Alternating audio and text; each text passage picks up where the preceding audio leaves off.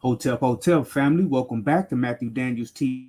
Host Matthew Daniels, author of 16 published works and one of the greatest scribes of our lifetime.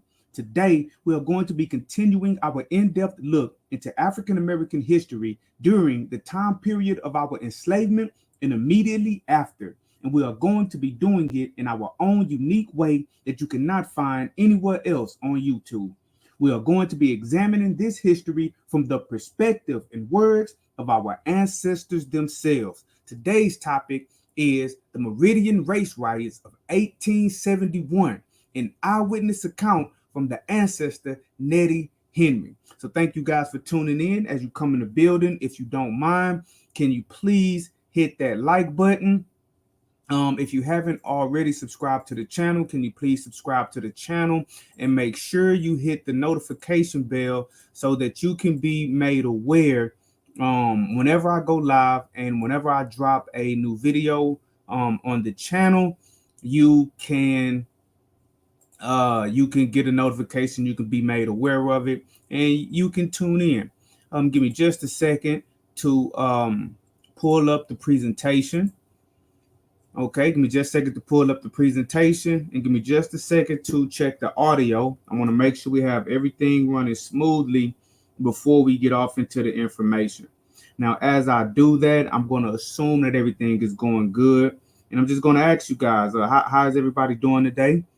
Yeah, we got a early morning show. I have quite a few things that I need to do this afternoon and this evening. And it's been a while since I dropped the video on the channel. So I was like, you know what? I'm going to wake up kind of early and I'm going to give the people this information about our ancestors from the perspective of our ancestors themselves.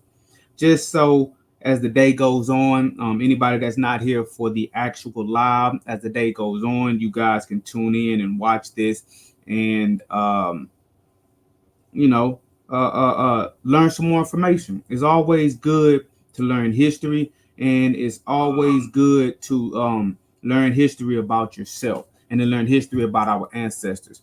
A lot of people don't know all of the sources and resources available to find out exactly what our ancestors had to say about their experiences on these shores.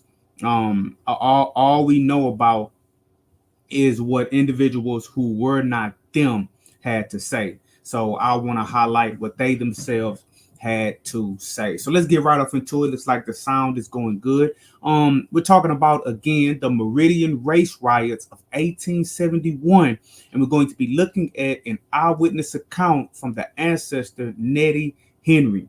Now, I've already been telling you guys about a particular point in history known as Reconstruction. Okay, whenever someone talks about Reconstruction in America, they're talking about the time period immediately following the Civil War. Remember, when the American Civil War took place, you in essence had two separate countries.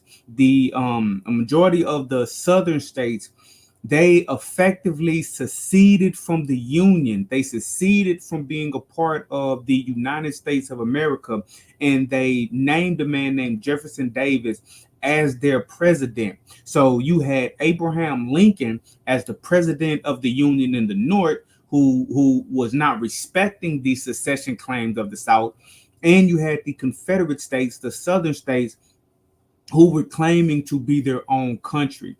And why they had to go to war is because the Union did not want, or the federal government did not want to allow them to break away and create their own country. They were effectively, during the Civil War, there was effectively two different countries operating in the territory that we now know as the United States of America. And so after the Civil War ended, and the Confederate Army was put down and they surrendered, then you had to have a situation in which the things like the Emancipation Proclamation, which stated that all previous people who were enslaved were in perpetuity. You had to create a situation in which that proclamation was enforced. And not only was it enforced, they had to create a system in which they brought the South back into a healthy working relationship with the Union and forged the Union back together.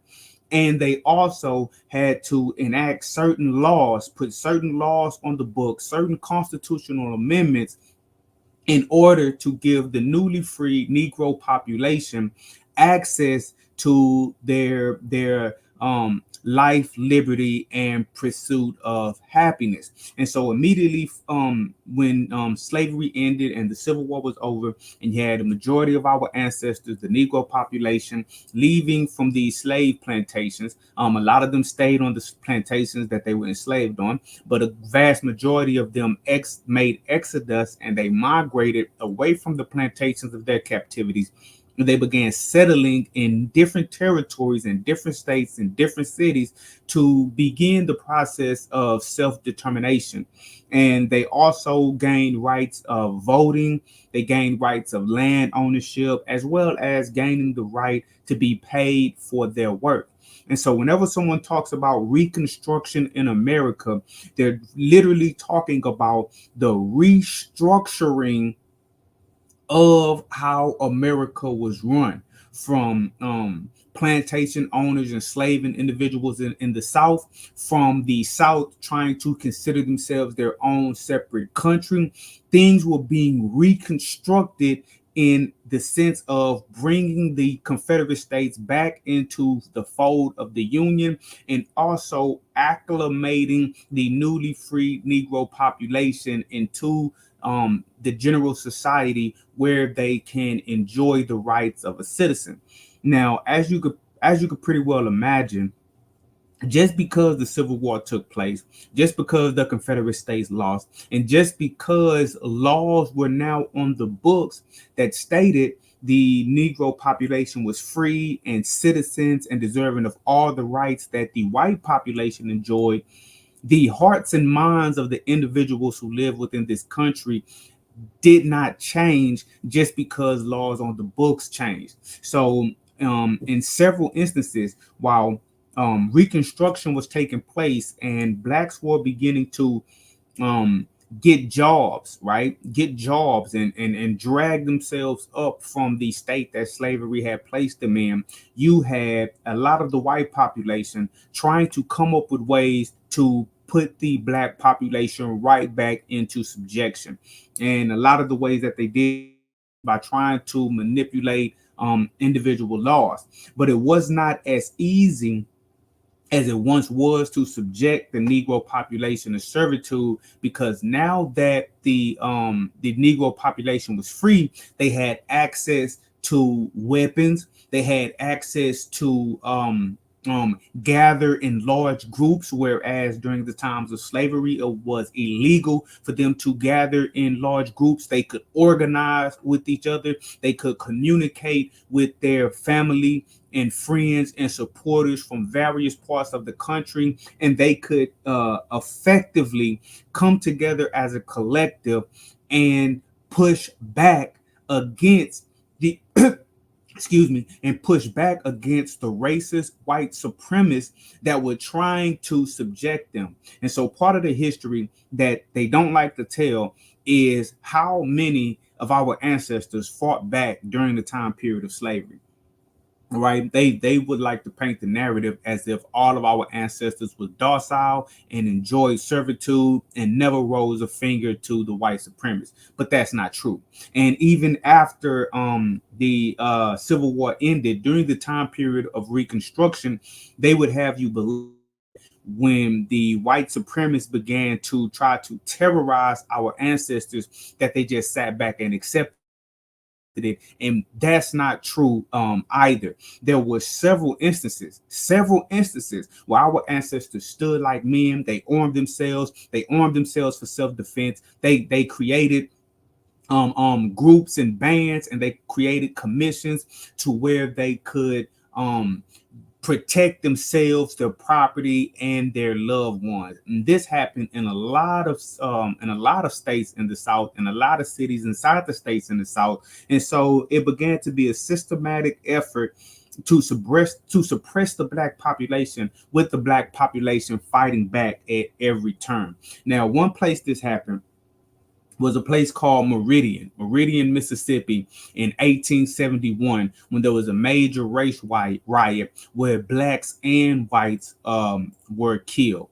Now, to get off into it, to give you guys just a little background information about Meridian, Mississippi, where this particular race riot took place.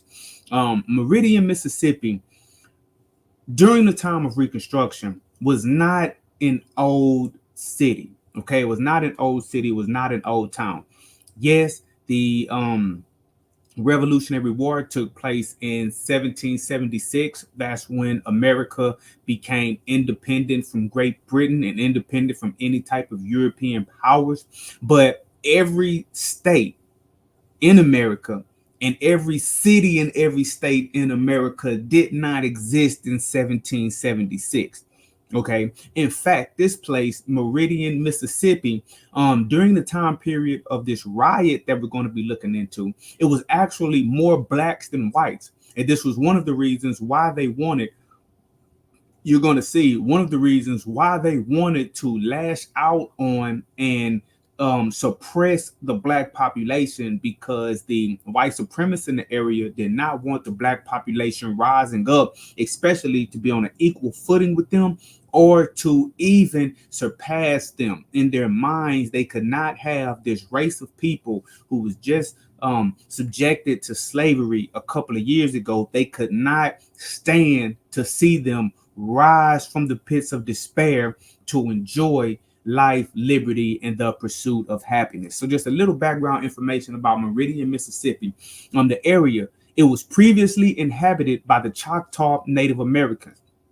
A lot of these cities in the South and in America, period, as you all should know, were inhabited by Native American tribes. Now, these Native American tribes, some of them were enslaved, some of them were murdered, genocide was placed on them, and the European settlers and the European colonizers took more and more and more land from these Native Americans, and they built their society on land that was already inhabited. Okay, so the area where this race riot took place, it was previously inhabited by the Choctaw Native Americans. That was the tribe, the Choctaw. Now, the area that is now called Meridian was obtained by the United States under the terms of the Treaty of Dancing Rabbit Creek in 1830, during the period of Indian removal. After the treaty was ratified, European American settlers began to move into the area. The town was officially incorporated as Meridian on February the 10th, 1860. So in essence, what happened, the colonizers, the Americans, the European Americans, began to encroach upon the land of the Choctaw. They began to kill them, fight with them, and war with them, and they passed something that was called the Indian Removal Act.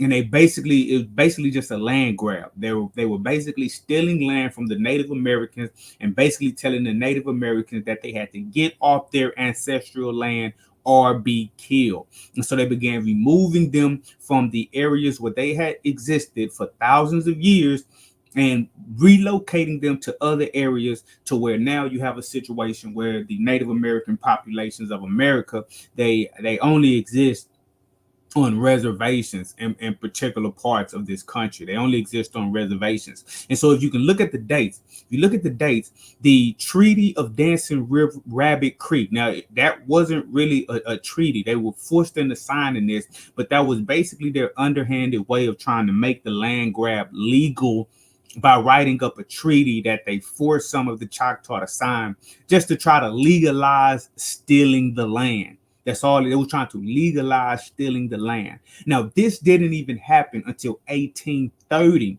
So up until the point of 1830, there was no American city on the books in this area.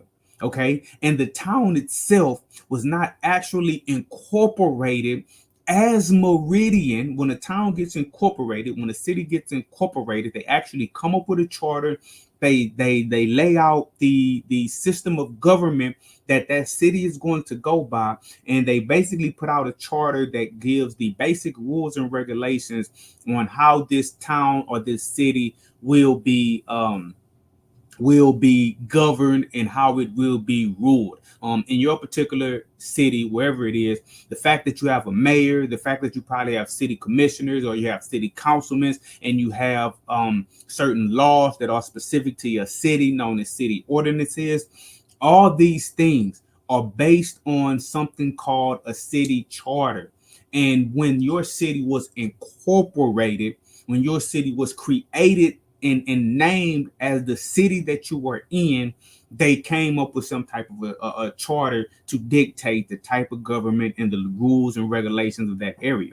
So this town, Meridian, Mississippi, was not officially incorporated as Meridian until 1860. I want you to think about that. 1860. Now, that's around the time that the Civil War kicked off, 1860, 1861. That's when everything was brewing, and that's when everything spilled over. And the Civil War lasted until what, 1864, 1865? After 1865 is when the period of Reconstruction began, and it built up in this particular place, Meridian, Mississippi, until we had the race riot that we're going to be talking about, which took place in 1871. So if the town was only incorporated in 1860 and the riot took place in 1871, that's only 11 years into the incorporation of the city. So the history of Meridian leading up to this race riot is not ancient indeed, right? It's not ancient indeed. And what you're going to see is that this particular city began to be overrun by the African American population. The whites didn't like it, and so they sought to disenfranchise the blacks, kill the blacks, terrorize the blacks through means of the KKK and other means, and they proceeded to try to push them out. Now, it was sort of difficult for them to push them out because along with Reconstruction came the battle between the Democrats and the Republicans. Remember, I keep telling you guys, during the time period of our enslavement and immediately after, the Democratic Party was the party of the white supremacists. And now there were white supremacists within the Republican Party. However, the Republican Party was the party that was giving pushback to the white supremacist Democrats to give the newly freed Negro population their access to life, liberty, and the pursuit of happiness. So the Democrats did not like the Republicans because they felt like they were quote unquote nigger lovers. And the Republicans didn't like the Democrats because they were the Confederates. They were the ones that they were just fighting the Civil War with. Remember, this was right after the Civil War. Tensions were still high. And even though the South surrendered, the hearts and minds of the people did not change. These were the same individuals who was just fighting in the war. Give me just a second.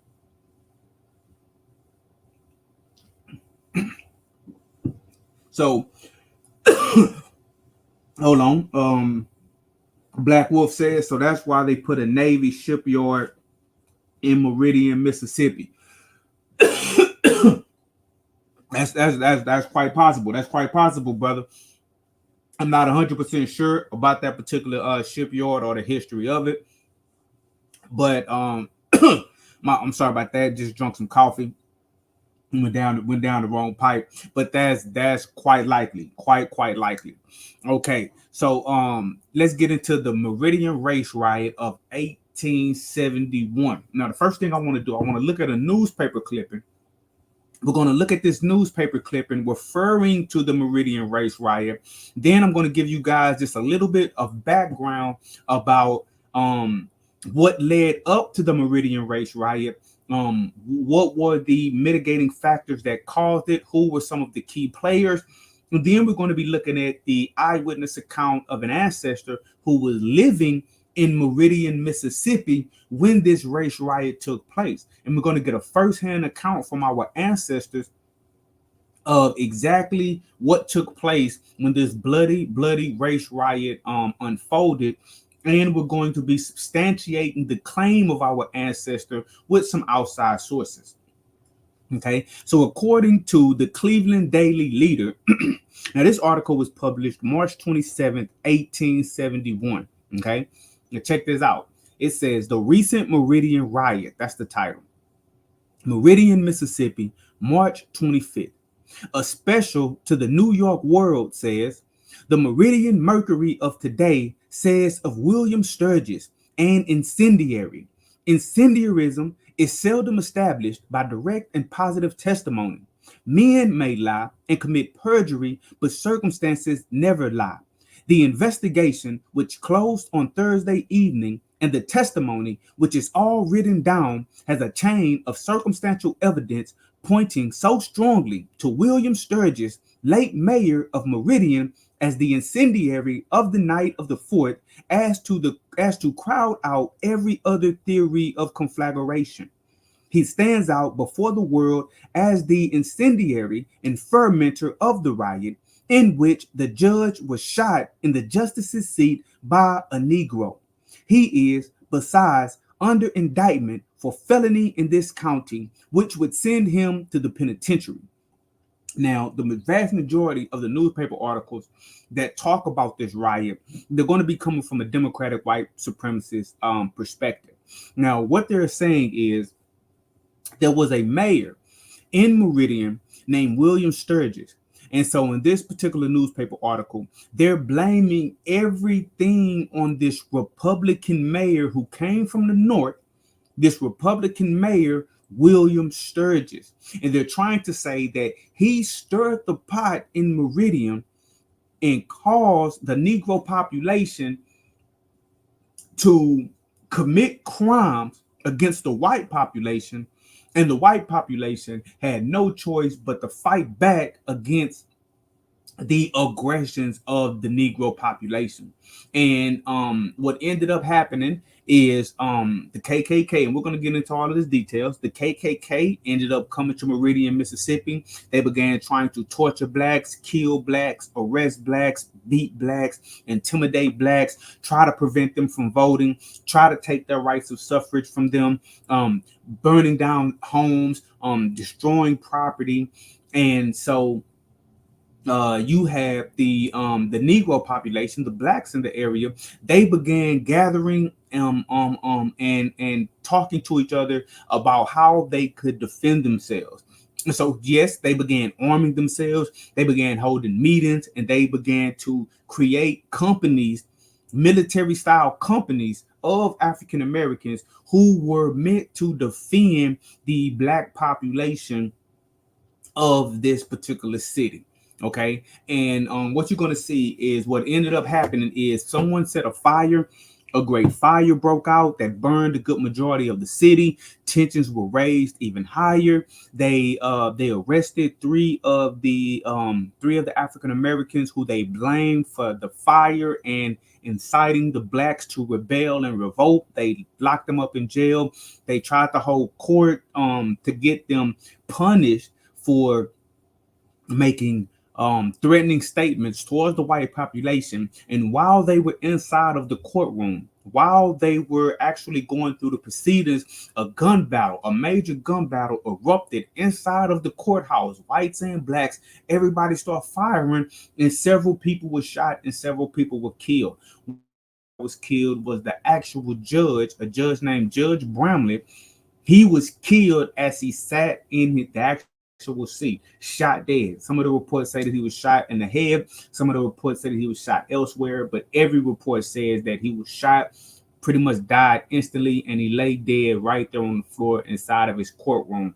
And that just made the entire thing explode. Okay, that just made the entire thing explode. You had whites coming in from all over, and they just began hunting down blacks and executing them. And they ended up running the judge, William Sturgis, out of town. Now, a little background information on the Meridian race riot of 1871. The Meridian race riot of 1871 was a race riot in Meridian, Mississippi in March 1871. It followed the arrest of freedmen and accused of inciting riot in a downtown and blacks organizing for self-defense. Local Ku Klux had attacked freedmen since the end of the Civil War, generally without punishment. The first local arrest under the Act to suppress the Klan was of a freedman. This angered the black community. During the trial of black leaders, the presiding judge was shot in the courtroom, and a gunfight erupted that killed several people. In the ensuing mob violence, whites killed as many as 30 blacks over the next few days. Democrats drove the Republican mayor from office, and no person was charged or tried in the freedmen's death. The was related to widespread post-war violence by whites to drive Reconstruction Republicans from office and restore white supremacy. Although the Enforcement Acts helped suppress the Klan at this time, the Meridian riot marked a turning point in Mississippi violence. By 1875, other white paramilitary groups arose. The Red black voting by intimidation, and their efforts led to a Democratic Party victory in state elections. Within 2 years, a national political compromise was reached, and the federal government withdrew its military forces from the South in 1877. So you see all of describing to you guys. During Reconstruction, the Republican Party was trying to grant or protect the rights of the newly freed Negro population. The Democrats was trying to restore white supremacy. Battles ensued all over the South, and eventually the federal government conceded to the demands of the Democratic white supremacists in the South. They withdrew federal troops, and they allowed the white supremacists to torture, torment, attack the black population with impunity. And we only had ourselves to defend ourselves. But I want to show you guys something. One of the things that led up to the Meridian race riot was the arrest of a white man, actually, a Republican, who was actually trying to help the Negro population, and several other freedmen blacks, newly freed blacks. And what was crazy about this is they arrested this guy and these blacks under the 1870 Act that was meant to arrest the Klan. Okay, when Reconstruction took off, and when the white supremacists and the Democrats were trying to terrorize the black population and put them back into subjection, the Ku Klux Klan was formed. And the Ku Klux Klan primary objective was to prevent blacks from basically enjoying life, liberty, and a pursuit of happiness, and to keep them from voting. Why did they want to keep them from voting? Because the blacks who now had acquired the right to vote could sway an election. Now, the white supremacists wanted in office because the premise, and they were trying supremacy, and the Republicans in office because the Republicans were trying to reconstruct America in such a way to where the blacks could enjoy their newfound freedom. And so now that the blacks could vote, they were able to sway the elections. Black people began to be elected into office. More began to be elected into office, and they took the reins of several cities. And so, as part of the pushback, individuals like the KKK were trying to suppress the black vote, keep the blacks from voting, so that they could get the Republicans out of office and they could put the Democrats back in the office. Putting the Democrats back into office, they were going to be able to restore white supremacy by legally subjecting the blacks and not enforcing anything on their behalf. He who controls the political seats controls the city itself.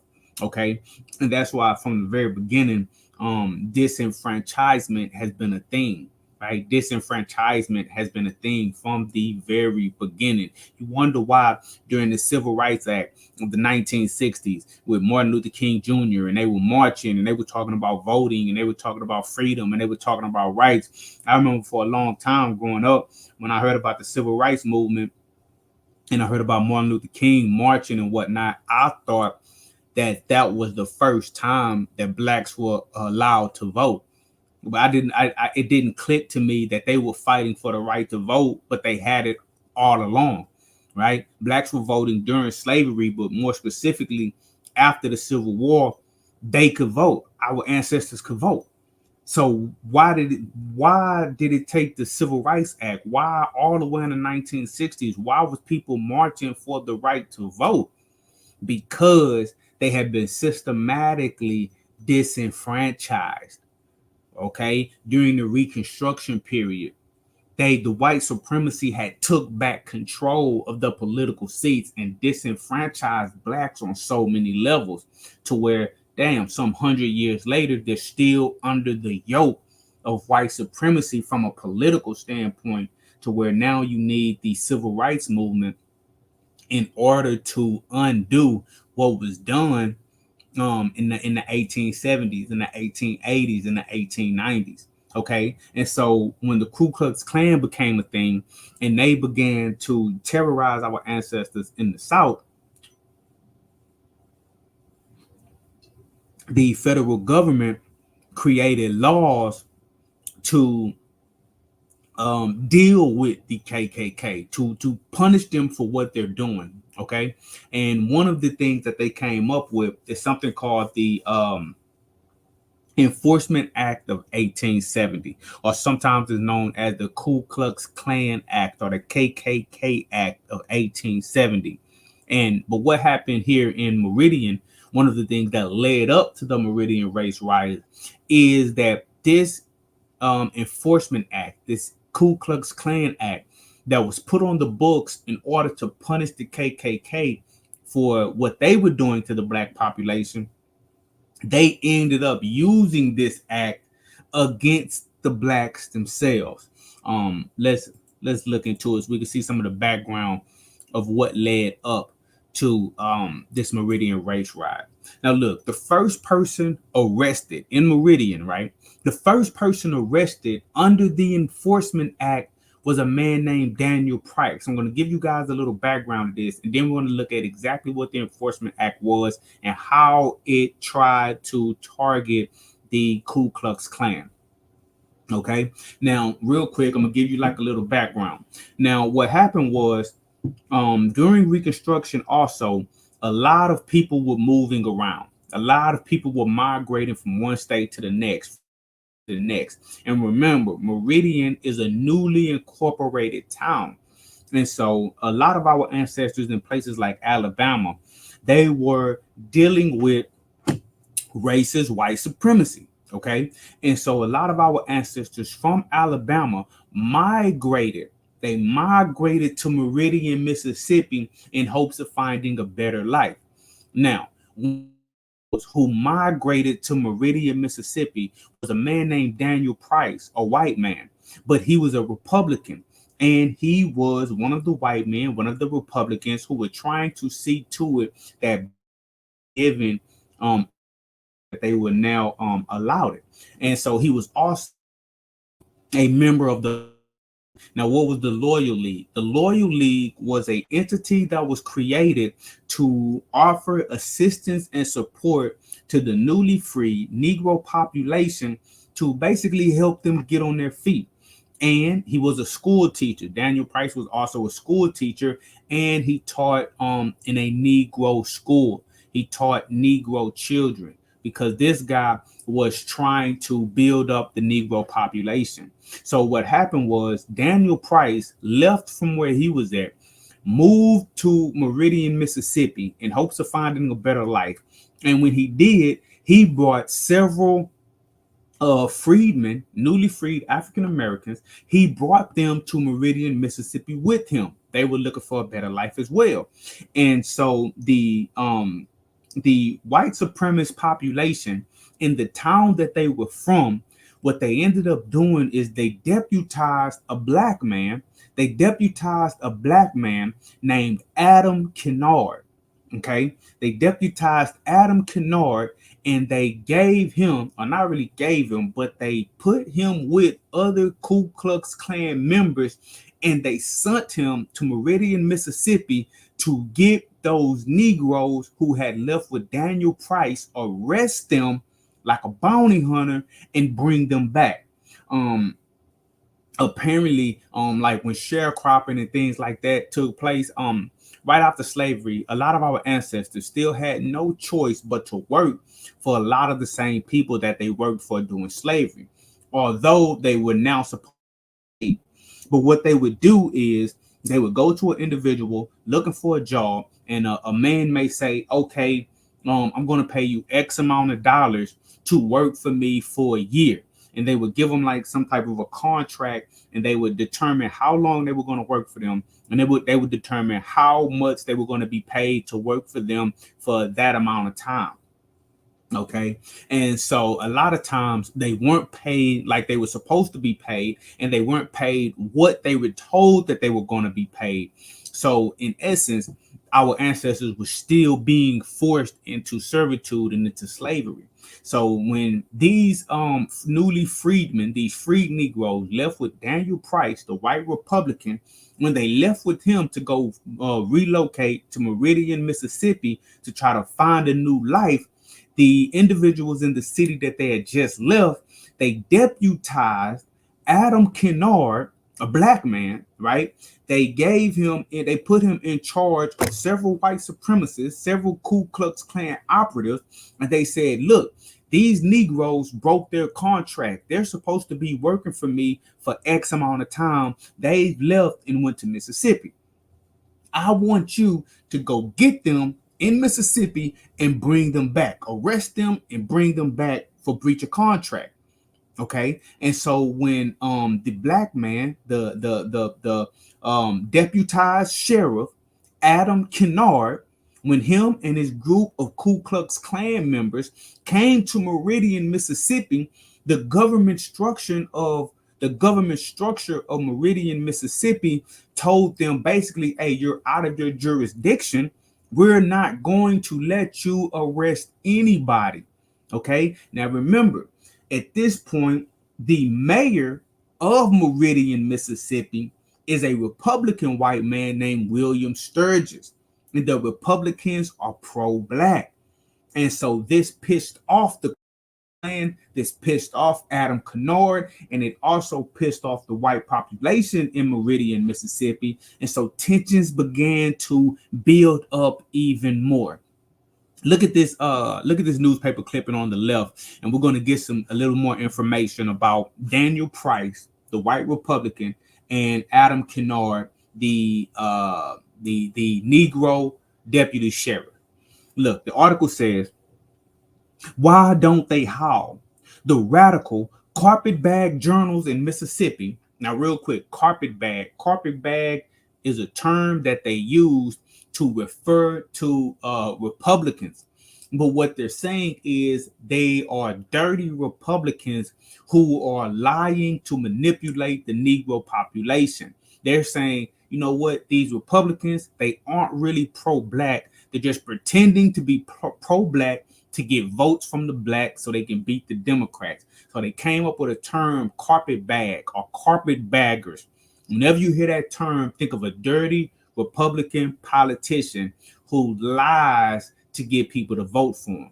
Okay. So they say the radical carpetbag journals in Mississippi, when opportunity offers, raise a mighty howl about Ku Klux outrages. And if the opportunity does not offer, they readily make one and then fill the air with their howlings. Recently, says the Vicksburg Herald, a radical Ku Klux, the first real live Ku Klux ever seen in the state, was arrested at Meridian. One, Daniel Price, a loyal league vagabond, a radical politician, and the teacher of a Negro school, aided and abetted by 8 or 10 loyal league Negroes, took from his bed and flogged unmercifully a Negro named Adam Kennard because the aforesaid Adam to be a Democrat. This fellow Price was the first Ku Klux arrested under the Ku Klux Law of Mississippi, and of his guilt there was no question. A radical injustice a radical injustice, however, postponed an examination from week to week until Price quit the country and thus escapes unwhipped of justice. So what happened, and this is kind of funny, what happened is when Adam Kennard came with his Ku Klux Klan operatives to arrest the free Negroes who had left with Daniel Price, they refused to let him arrest him, and they said that he was out of his jurisdiction. So one night, while Adam Kennard was asleep, they claimed that Daniel Price and about 8 to 10 of the other Loyal League Negroes, the freedmen, snuck into the house of Adam Kennard, right? They put on disguises. They snuck into the house of Adam Kennard. They grabbed him up from his bed. He was in his bed sleeping. They carried him off to the edge of town and they beat him damn near to death. They beat him damn near to death, right? And I can imagine how this played out. Here you have Negroes who have moved to Meridian, Mississippi, trying to improve their lives. And then you have this Negro, Adam Kennard, coming all the way from their hometown trying to arrest them. They had to be looking at him as like a traitor, a turncoat, a coon, right? So they beat him. They beat him. So Adam Kennard, he ends up escaping. He runs to go press charges. So he presses charges on Daniel Price and the Negroes that drug him from his bed and beat him. And so what they did is they used the Enforcement Act of 1870 or the KKK Act of 1870, and they charged Daniel Price with it. That's why they say that this fellow Price was the first Ku Klux arrested under the Ku Klux Law of Mississippi. So they flipped it on him, right? They flipped it on him. Like the law was intended to punish the real Ku Klux Klan. But as the Ku Klux Klan worked with impunity, they never arrested any of them for burning down people's houses. They never arrested them for threatening anybody. They never arrested them for putting on those white masks and burning people's houses to the ground and killing people. They never arrested them for the lynchings. They never arrested them for intimidating people to try to keep them from voting. They never arrested any real Ku Klux Klan members, even the Ku Klux Klan members who came with the black man, Adam Kennard, right? But what they did is when Daniel Price and the 8 to 10 Loyal League Negroes who went with him to beat Adam Kennard, they flipped the script and they arrested them under the Ku Klux Klan law. Now, I'm going to show you why they were able to apply the Ku Klux Klan law to them. But this in and of itself, this caused the situation in Meridian to boil up more and more and more. And these are the things that led up to the ultimate race riot, okay? Because the blacks saw that they were doing nothing against the real Ku Klux Klan members who were terrorizing them. But when the Negro population and when Daniel Price, when they attacked Adam Kennard for coming and trying to arrest them like a bounty hunter, they actually used the law to arrest them, which is crazy, right? Which is crazy. Now, because Wikipedia, I think this is a little misleading. You guys see how it says the first local arrest under the 1870 Act to suppress the Klan was of a freedman. Now, a freedman is somebody who was enslaved and was newly freed after the end of the Civil War. So when you read this, it appears that the Wikipedia is saying that the first local arrest under the 1870 Act to suppress the Klan was of a black man. a black person who was newly freed. And that's not exactly the case, because Daniel Price, he wasn't black.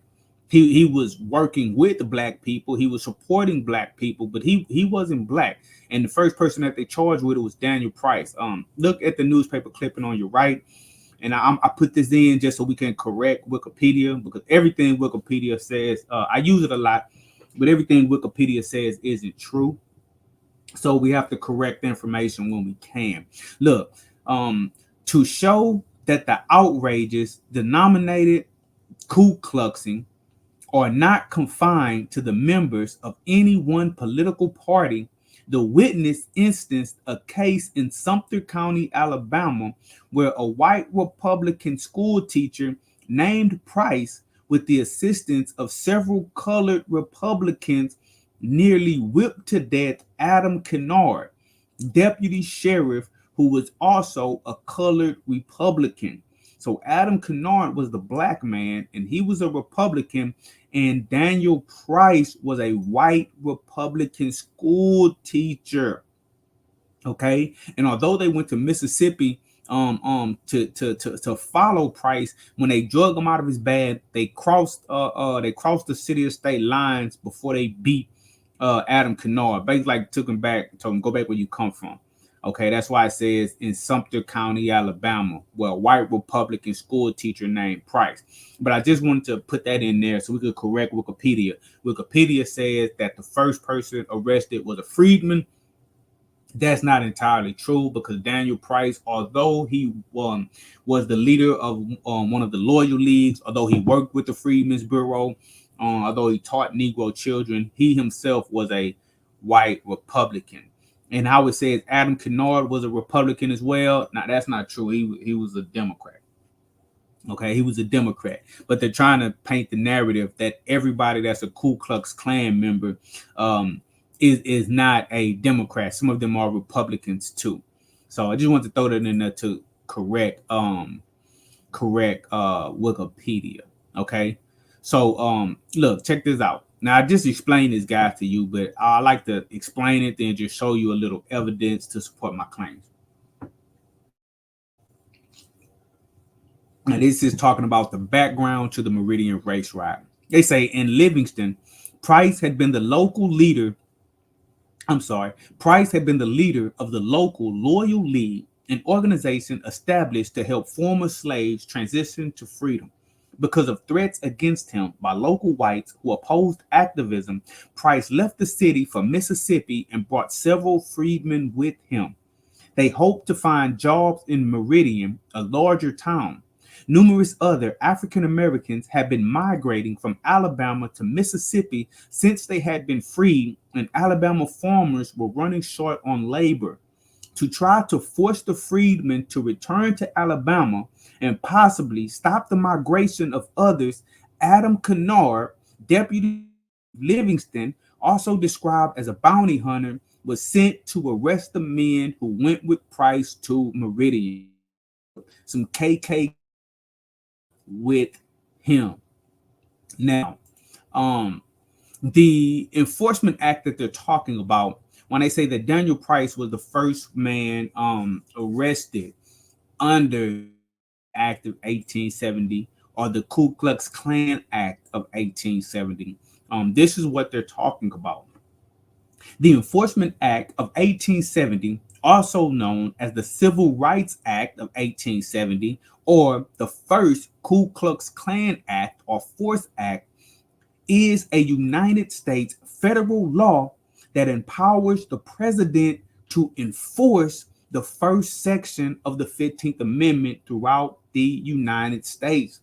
The act was the first of three enforcement acts passed by the United States Congress in 1870 and 1871 during the Reconstruction era to combat attacks on the voting rights of African Americans from state officials or violent groups like the Ku Klux Klan.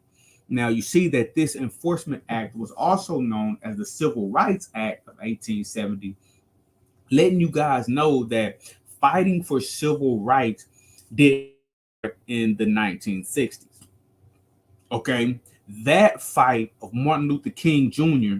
and all of our ancestors in the 60s, that fight was a continuation of a fight that had been going on since the end of slavery. And so you see, they call it the Enforcement Act of 1870 because they needed laws on the books that would directly enforce the 15th Amendment. The Constitution was amended after the Civil War in order to grant rights, voting rights, to the newly freed African American population. Now, although some blacks did vote prior to the end of slavery, the status on the books of being a servant for life of most of the Negro population prevented them from the rights of suffrage. And so they had to fight and change laws and change the minds and hearts of the public to give the rights of voting to the Negro population.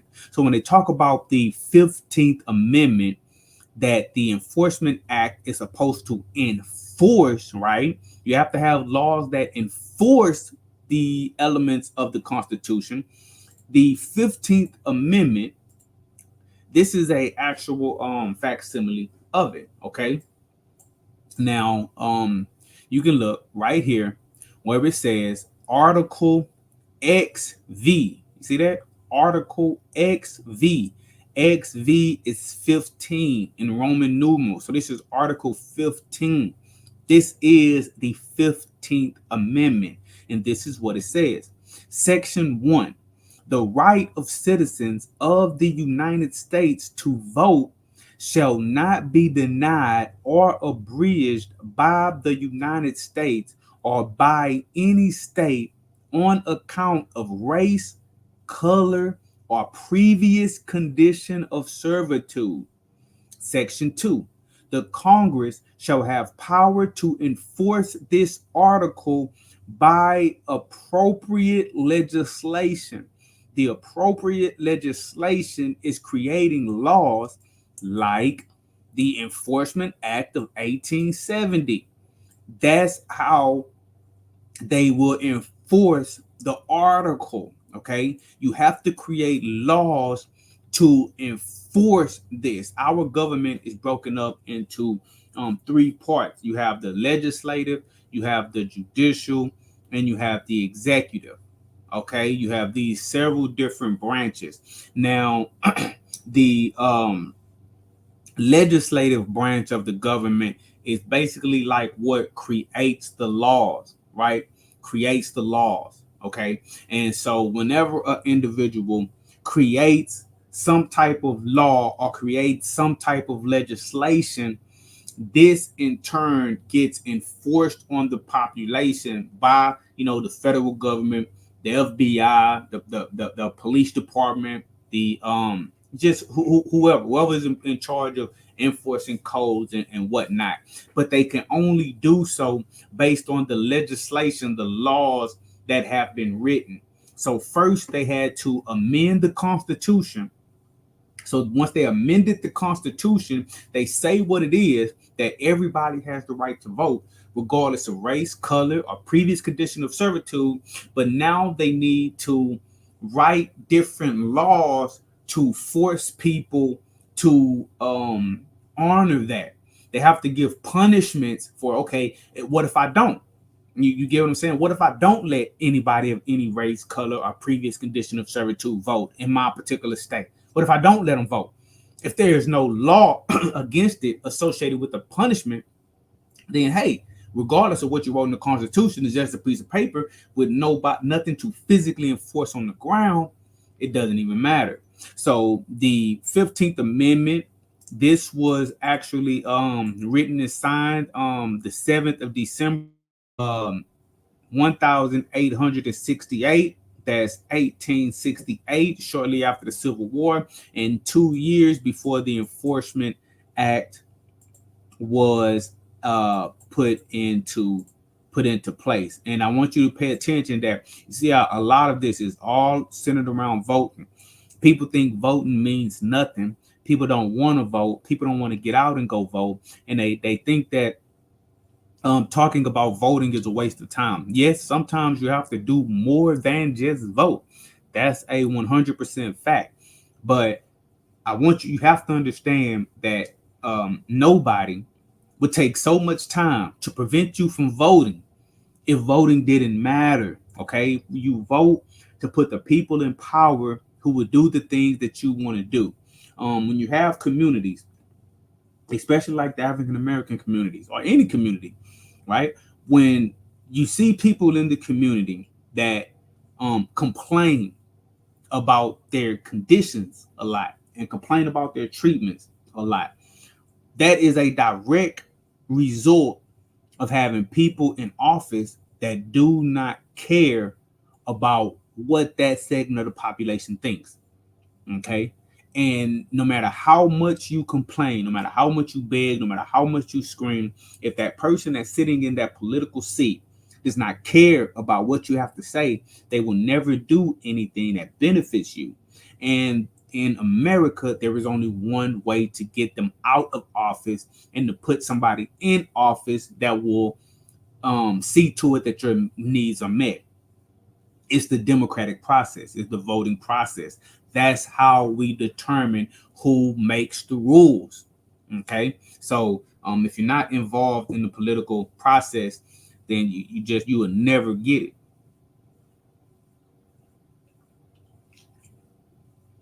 Okay, but let's take a look at this. Let's take a look at this Enforcement Act of 1870, right?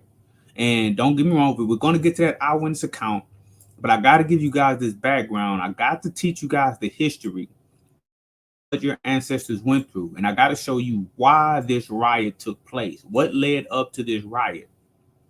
Okay, so this right here is actually the wording in the Enforcement Act of 1870. Okay, look, it says an act to enforce the right of citizens of the United States to vote in the several states of the Union and for other purposes. So now this is to enforce the rights of the citizens of the United States. The rights of the citizens of the United States are found in that Constitution. So now we're seeing the legislation that is going to be used to enforce those rights laid out in the Constitution, i.e. that 15th Amendment. Look, be it enacted by the Senate and House of Representatives of the United States of America in Congress assembled, that all citizens of the United States who are or shall be otherwise qualified by law to vote at any election by the people in any state, territory, district, county, city, parish, township, school district, municipality, or other territorial subdivision shall be entitled and allowed to vote at all such elections, distinction of race, color, or previous condition of servitude. Now, that's the exact same language in the 15th Amendment. Any constitution, law, custom, usage, or regulation of any state or territory, or by or under its authority, to the contrary, notwithstanding. Okay, notwithstanding. And so I'm not going to read all of that, but they basically in legalese terms, they basically start telling you exactly what you have to do, allow everybody to vote. You can't keep anybody from voting on the basis of their race, color, or previous condition of servitude, because we're talking about individuals who were freed at the end of the Civil War. This is the Reconstruction period. And then, as with any law, it has to give you a punishment. What is the punishment for not doing this?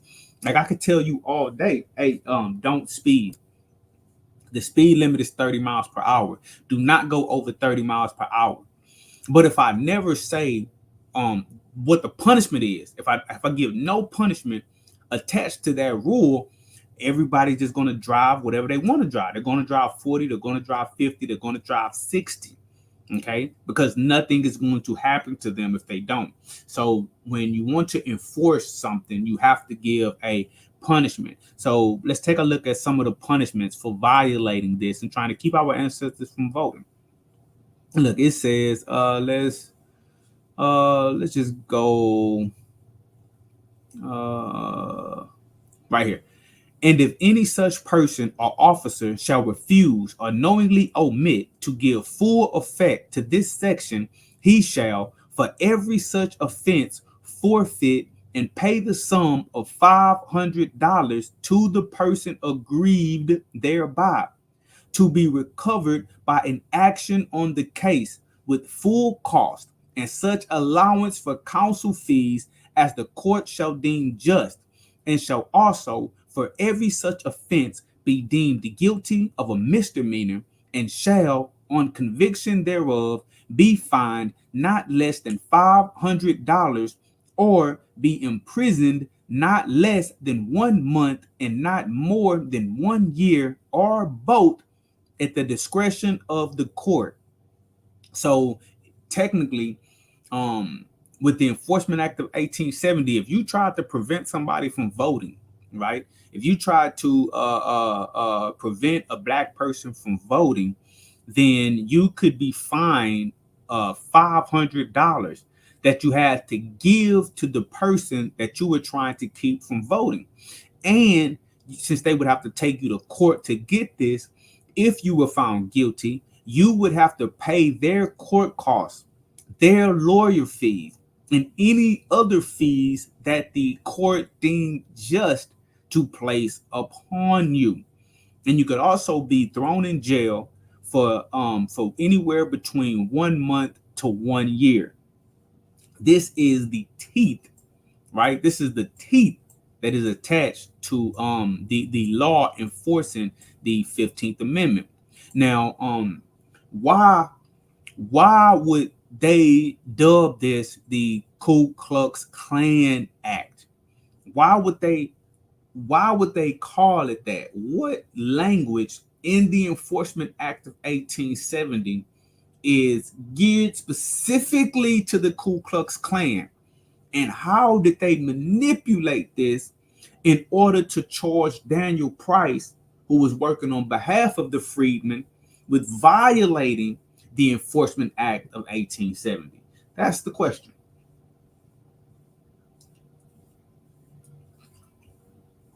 Okay, so this is why it was known as the for this reason and others. But this is why it was known as the Ku Klux Klan Act. Section 6 of the Enforcement Act of 1870 says, and be it further enacted that if 2 or more persons shall band or conspire together, now watch this, or go in disguise upon the public highway or upon the premises of another with intent to violate any provision of this act, or to injure, oppress, threaten, or intimidate any citizen with intent to prevent or hinder his free exercise and enjoyment of any right or privilege granted or secured to him by the Constitution or laws of the United States, or because of his having exercised the same, such persons shall be held guilty of felony, and on conviction thereof shall be fined or imprisoned, or both, at the discretion of the court.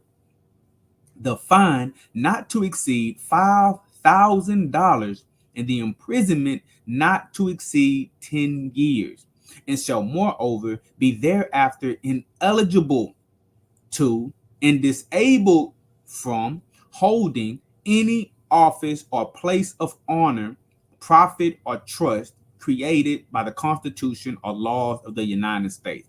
So you see how it says that if 2 or more persons shall band or conspire together or go in disguise. See what the Ku Klux Klan was doing? We all know them for having those tall, pointed white hats.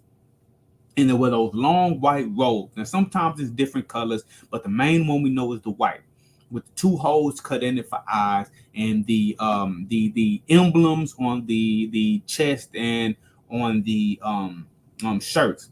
They would do this to conceal their identities, and they would wear these get-ups. They would wear these white hoods, and they would go terrorize the Negro population. So to specifically address them, the act said that anyone who goes in disguise upon the public highways to injure, oppress, threaten, intimidate, exactly what the KKK was doing, then they would be in violation of the Enforcement Act of 1870, and they would be in direct opposition to the Constitution of the United States. Now, what got Daniel Price in trouble and the Negroes with him is when they went to get Adam Kennard, they went on his property, they went in his house, and they took him out of his bed, and they did what? They wore a disguise. Okay. And so, because they wore a disguise to go beat him, they were subsequently charged with violating the KKK Act. They were charged with Ku Kluxing. They were charged with violating the Enforcement Act of 1870. And this pissed off the blacks because they were like, man, look, these Ku Klux Klan members, they've been doing this, for years right here in Meridian, Mississippi. Nobody has said a word. Nobody has raised a finger. They are intimidating blacks. They killing blacks. They beating blacks. And we're going to go to some of the first-hand information where our ancestors witnessed them doing this, and nobody has brought them to court. But then when somebody does this in defense of the Negro population, they're charged with the act, right? It's like it's crazy. It pissed them off even more, right? But that caused that helped cause the riot to boil over. So you see again, the first local arrest under the 1870 Act to suppress the Klan was of a freedman. This angered the black community. Now, I already showed you guys that's wrong. Wikipedia is wrong there. It wasn't a freedman. It was actually a white man, a white Republican teacher who taught Negro children named Daniel Price, okay? Named Daniel Price. And this happened not too long before the riot took place. So in Meridian, there was a very, very volatile environment. There were more blacks than whites. The whites didn't like it. The Ku Klux Klan was coming. They was harassing the blacks, assaulting the blacks, intimidating the blacks. And the blacks began to gather together, arm themselves, and they began to fight back. Now, that particular instance, they beat the Negro, Adam Kennard. They didn't just beat the Ku Klux Klan. They didn't just jump all the way out the window. This was shortly after the Civil War. They knew how that could go. But you can see that the blacks in the neighborhood, they're tired of putting up with the foolishness.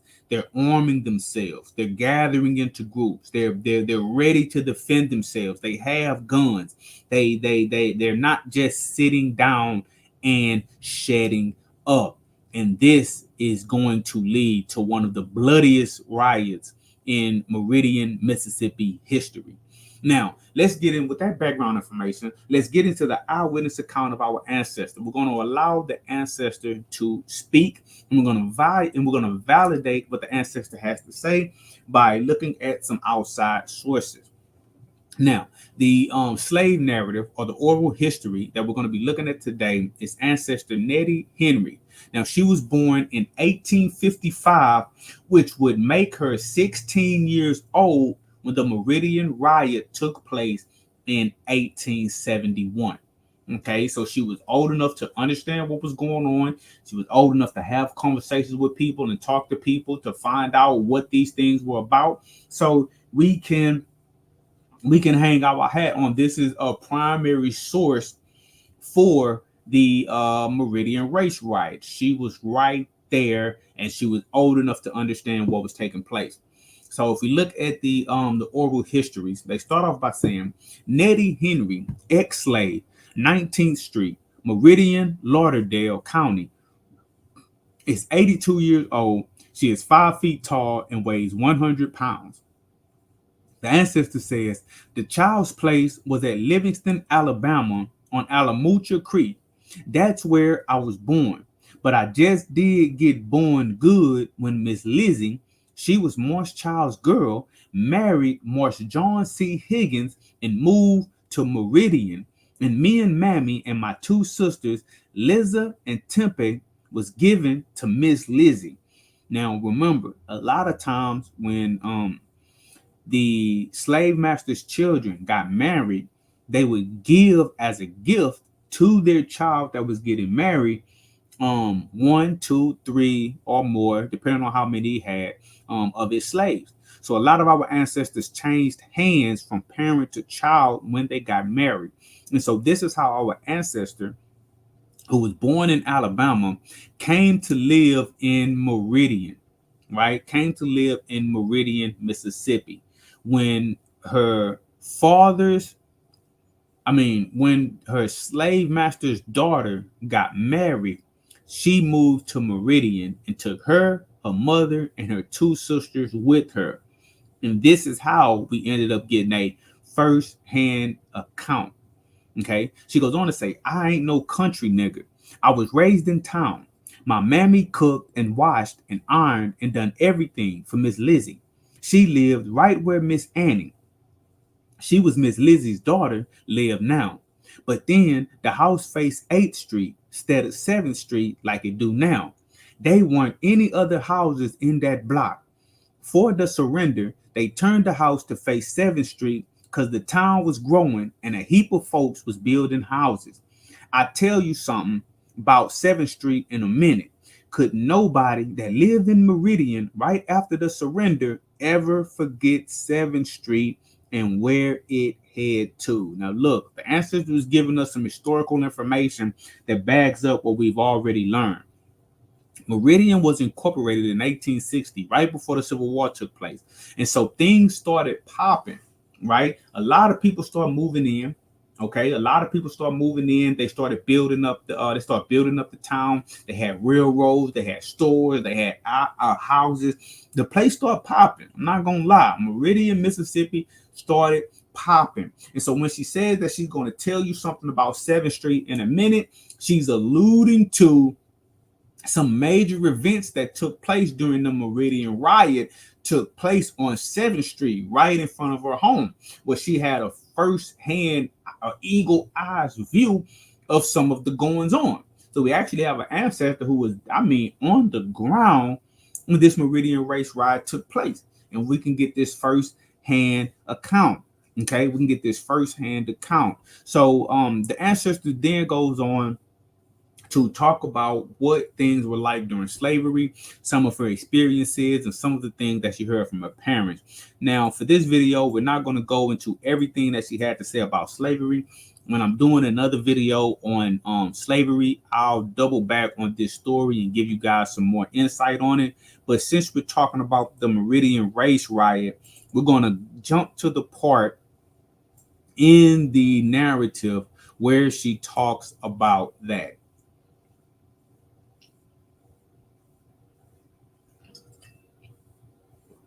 Okay, so let's go here.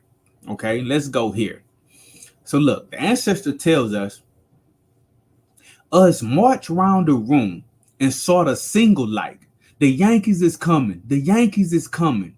They wouldn't let us out in the big road. Well, they come.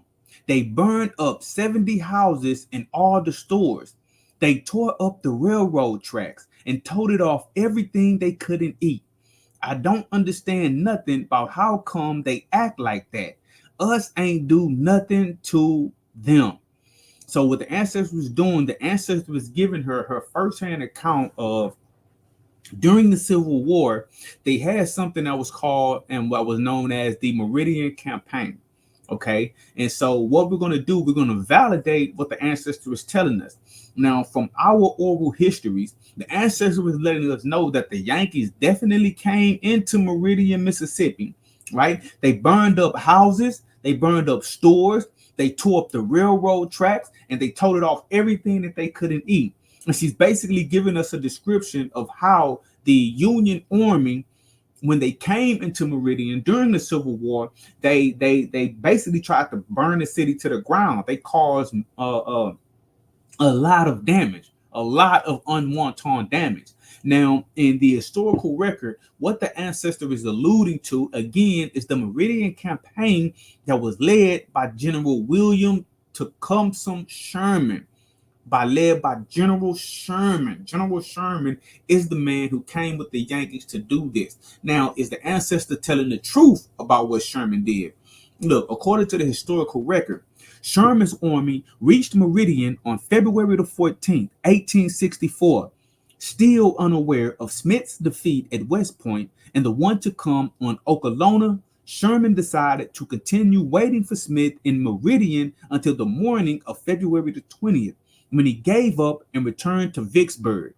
While he and his army were waiting, Sherman ordered his troops to wipe the appointed meeting place off the map. The appointed meeting place was Meridian. He was supposed to meet Smith in Meridian, but before Smith could get there, he was defeated by a battalion of Confederate troops, and so he never made it to the meeting with Sherman. So while Sherman waited for Smith, who never showed up, they attempted to wipe the appointed meeting place off the map by destroying the railroads and burning much of the area to the ground. So in the historical narrative, they say that they destroyed the railroads and burned much of the area to the ground. What did the ancestors say? The ancestors say they burned up 70 houses and all the stores. They tore up the railroad tracks and toted off everything they couldn't eat. So the ancestor tells us about the burning and the tearing up of the railroad tracks, and we see that is corroborated in the historical recording of those events. It goes on to say Sherman's troops destroyed 115 miles of railroad, 61 bridges, 6,075 feet of trestle work, 20 locomotives, 28 cars, and 3 steam sawmills. After the troops departed, inhabitants of the city were without food for some days, but the soldiers had not directly inflicted any personal injuries during the attack. After the destruction of the economic and military infrastructure of Meridian, Sherman is reported to have said, Meridian, with its depots, storehouses, arsenal, hospitals, offices, hotels, and cantonments, no longer exist. Sandra asks you in the chat, good morning, Pooh. Good morning, sister. Good to see you. Yeah, we got an early one today. Good to see you, sis. I hope all is well. I pray all is well. So the ancestor describes exactly what happened. Now, side note, after General Sherman destroyed Meridian, they began to build the place back up. Now, as they built the place back up, remember, this is after the Civil War. They're building the place back up. As they're building the place back up, you have all of these freedmen, these Negroes, moving into the area. Now they're moving into the area. They're building the place up, and it got to the point to where there was more blacks than whites in the city. Okay, there were more blacks than whites in the city, and this tension between the blacks and the whites began to spill over into what we know as the one of the bloodiest occurrences in Meridian history. But look, the ancestor goes on to say, well, things keep getting worse and worse after the surrender. Hold on just a second. The ancestor says, well, things keep getting worse and worse. After the surrender, niggers got mighty biggity. Most of them was glad just to feel free. They didn't have no better sense. They forgot wouldn't be nobody to take care of them. Things weren't healthy, and my mama and me kept close to the white folks. Of course, Tempe, her sister, she was grown and could do what she pleased. She sure done something when she married Cal. That was the meanest nigger. He nailed up a board over the gatepost what say, no visitors allowed. Sure enough, didn't no visitors want to get to his house.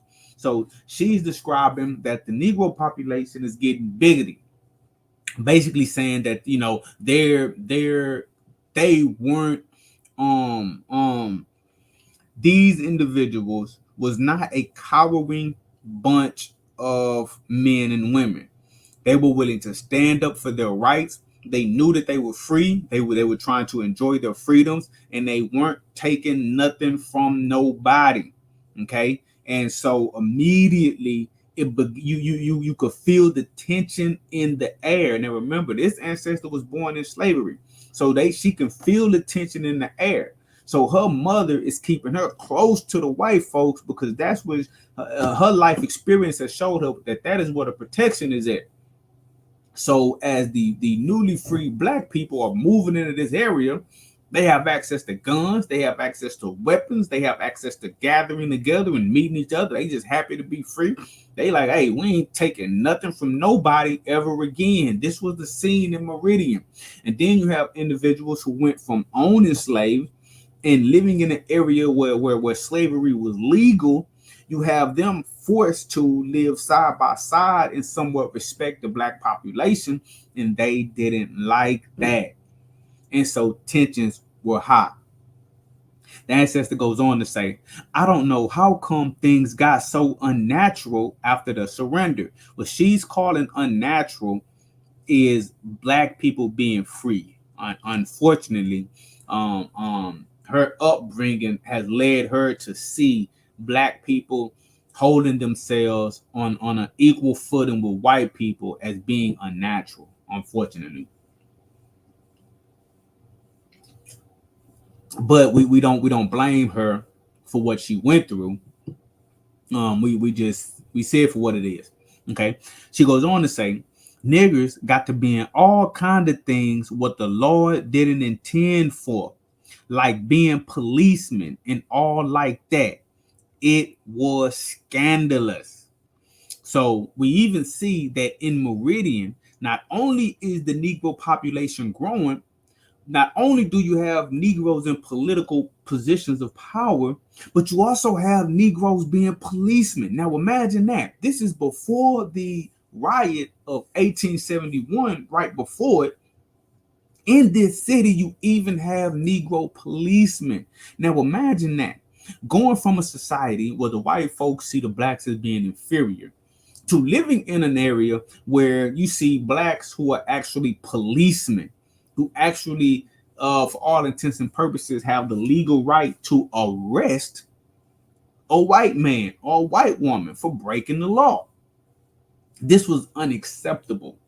And so since they were in this type of a situation, they began to plot on what they could do to, for one, get the quote unquote carpetbag mayor, William Sturgis, out of office and oppress the rising Negro population. This is during Reconstruction. During Reconstruction, Republicans are ruling. You have blacks rising up from the ashes, and then you have the Democrats, who are the white supremacists, who are the KKK, trying to put them back in subjection. Okay, and so since they were rising so high in Meridian, they just couldn't allow it. The ancestor goes on to say, of course, it was the Yankees what done it. They promised to give everybody 40 acres of land and a mule. A lot of them didn't have no better sense than to believe them. They'd go ahead and do what the Yankees told them. Do what the Yankees would tell them. Well, they didn't give them nothing, not even a rooster. Didn't give them nothing but trouble. Now, again, this is something about this 40 acres and a mule. I heard that a lot. And now that I read these slave narratives and I see our ancestors mentioning it over and over and over and over, there's something to this reparations topic that these documented accounts and this legislation that's on the books about the 40 acres and a mule is something about that a lawyer would really have to look into. I'm not a lawyer, but that a lawyer would really have to look into and see what could be done about that, because they made these promises that they never owned up to. Okay, that they never owned up to. And God damn it, I don't know what the hell I'd do with a mule, but 40 acres of land seem good. So that's something to think about.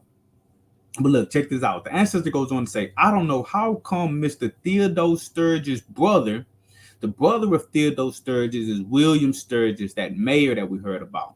Look, I don't know how come Mr. Theodore Sturgis' brother was a Yankee. By a Yankee, he's a Union man, right? He's from the North. He was part of the Union. He was against the Confederate States. He's a Republican. And she's saying that she don't know how come Mr. Theodore Sturgis' brother was a Yankee, but after the surrender, he come to Meridian and got to be the mayor. Did none of the white folks like that? Mr. Theodore didn't like it himself, but nothing he could do about it. Things got so bad, the Ku Kluxes started riding at night and disposing of bad niggers. Then one Saturday night, Mr. Theodore's big store got set on fire too, and the mayor, he tried to blame it on the Ku Kluxes. Of course, everybody know the Yankees done it. You see, the Yankees was trying to get the governor to run the Ku Kluxes out. That was one awful fire. Nearby, the whole town burned up downtown, and every nice white man was down there fighting the fire. Plenty of niggas was out too doing devilment. 3 of them got arrested and they had the trial Monday. Now we're building up to the actual riot that we're talking about. So she's saying things got so bad in the town that the Ku Klux Klan came, started riding at night and look disposing of bad niggers. So the Ku Klux Klan is killing people indiscriminately, right? They're torturing people, intimidating people indiscriminately, and nobody's being charged with that Enforcement Act of 1870. Okay, and so what ended up happening, because I told you, because the Ku Klux Klan started attacking the blacks started gathering and holding meetings, and they started coming up with ways in which they could defend themselves. Now, one night when they had one of these meetings where they were talking about self-defense, the ancestor says the store of Mr. Theodore Sturgis, the brother of the mayor, his store got set on fire. That fire spread, and the ancestor says that damn near the whole town, the whole section of downtown was burned up, and that there were damn near every white man in town was out there fighting the fire, trying to put it out. And while this was going on, there were plenty of blacks out, and she said that they were doing devilishment, and 3 of them got arrested, and they had the trial Monday. Now, the trial that was held Monday is the trial in which the Judge Bramlett, was gunned down. Okay. Now, is there any historical relevance to what the ancestor was claiming? Is the ancestor telling the truth, or is the ancestor lying? What we're going to do now, before we go on with the narrative, we're going to take a look at the Athens Southern Watchman newspaper.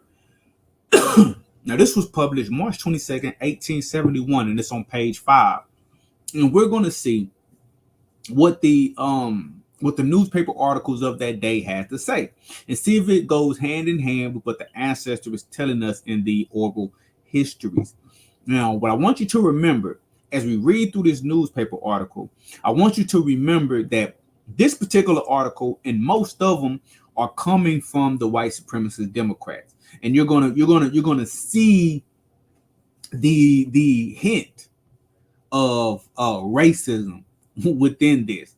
But we're also going to see what some of the historical narrative says, and we're going to see how it lines up with what the ancestors said, so that you know that you can trust the historical narrative of the ancestors. Look, it says, When this city first began to rise, phoenix-like, from the ashes in which Sherman laid it in 64, a Connecticut Yankee, Theodore Sturgis, excuse me, who may have been one of his marauders coming on to spy out the nakedness of our land, pitched his tent here, opened a store, and after some time sent north for his brother Bill Sturgis or William Sturgis to act as his clerk. Now, I've already explained a lot of this history to you guys so you can understand the narrative.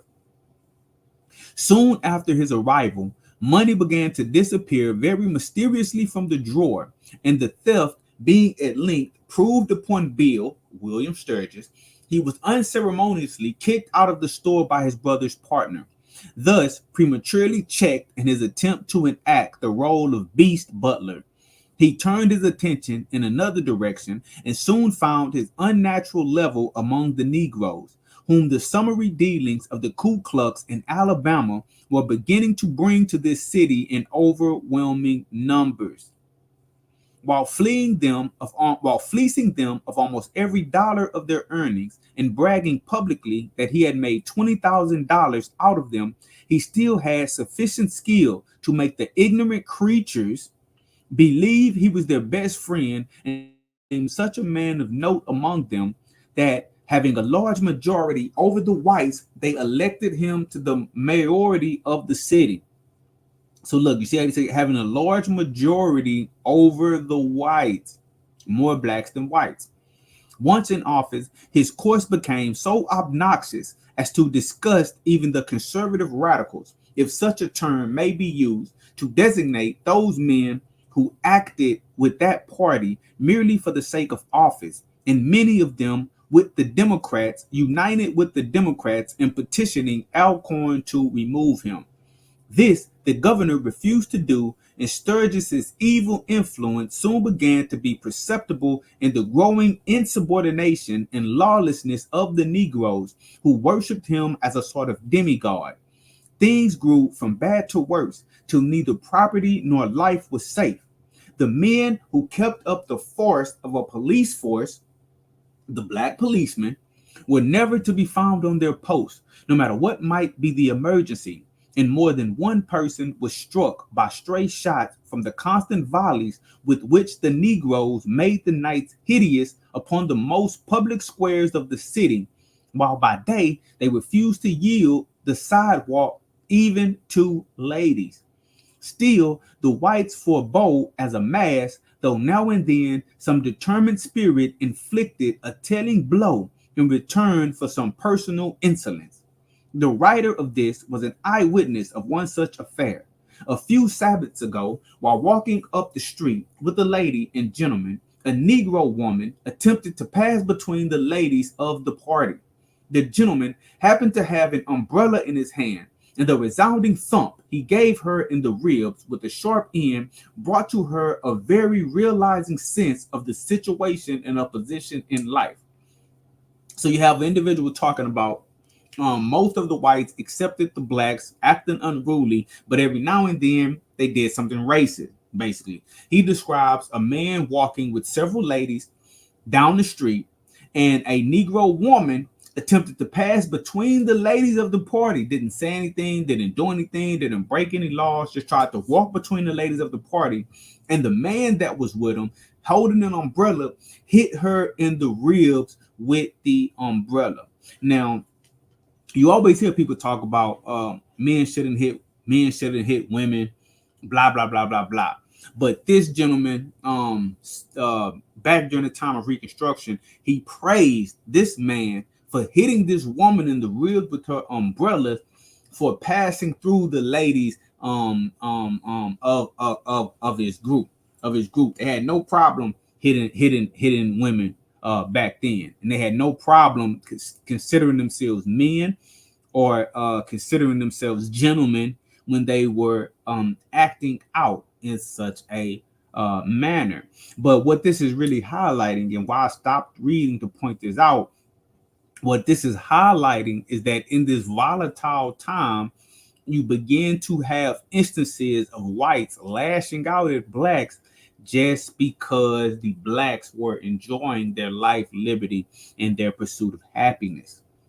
A few nights afterwards, the same gentleman lodged 3 balls in the limbs of a Negro for misbehavior on his lot, but these were only individual instances of spirit, while the majority of the people seemed utterly unconscious of the volcano upon which they were incautiously straying. Now, when he says that he lodged 3 balls in the limbs of a Negro, it means he shot him 3 times. 3 balls is 3 bullets. So the same guy who assaulted this woman shot somebody 3 times. Some firsthand accounts of the aggression. Look, they say a climax was at length reached. The Negroes, learning that there was a project on foot among the legal fraternity to again petition Alcorn to remove Sturgis and put Captain Smith, an influential member of the bar and most estimable citizen, in his place, went in a body to Jackson, and finding the governor somewhat inclined to yield to the whites, returned, bringing with them Aaron Moore, the Negro representative from this county, and fully determined to take matters in their own hands. So what are they talking about? Remember, Reconstruction, they were battling between the Democratic Party and the Republican Party. Okay. And so as the Negro population began to grow, right, and they began to enjoy self-determination. Hold on just a second.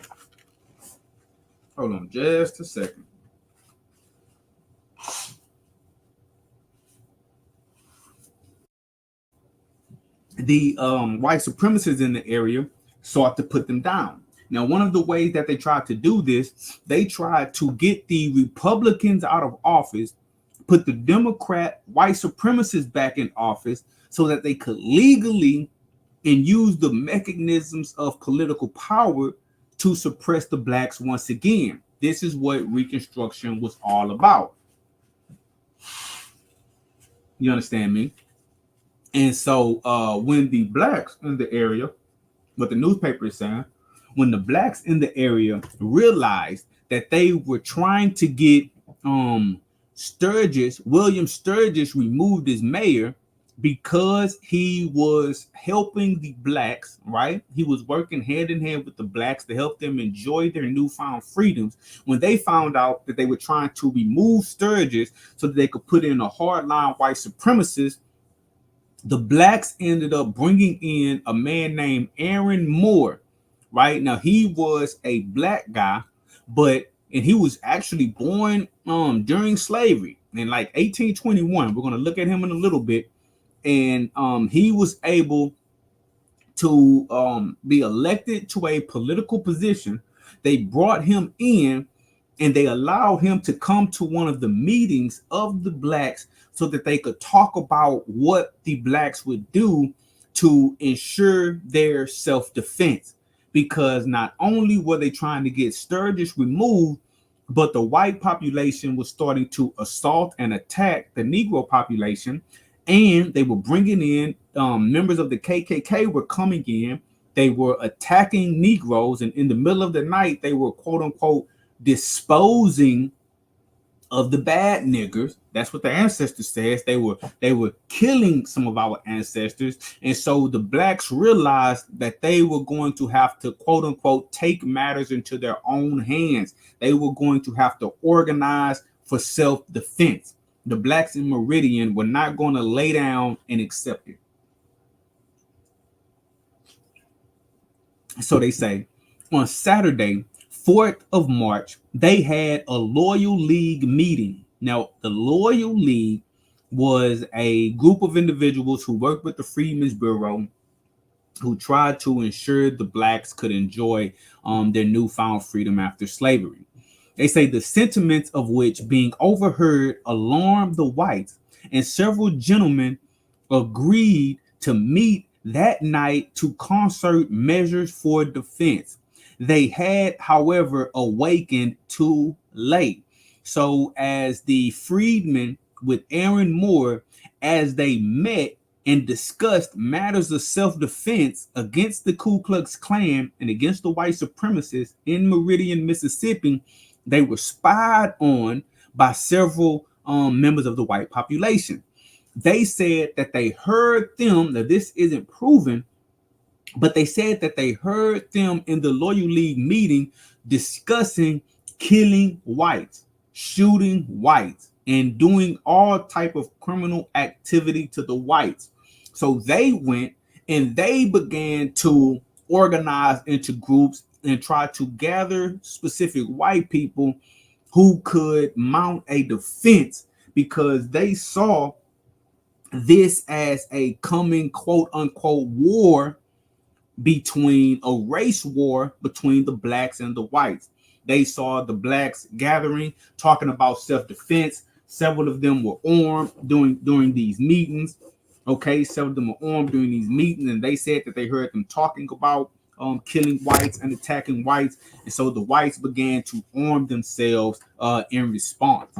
And as they were trying to arm themselves in response, while that meeting was taking place that same night, the fire that the ancestor referred to that burned down almost the whole town or part of downtown, that fire took off. Look, they say half of them had risen from their tea tables. The alarm of fire was given, and the flames were seen bursting through the roof of Theo Sturgis's store on Front Street, in which the mayor had an interest, in which was the Negro rendezvous.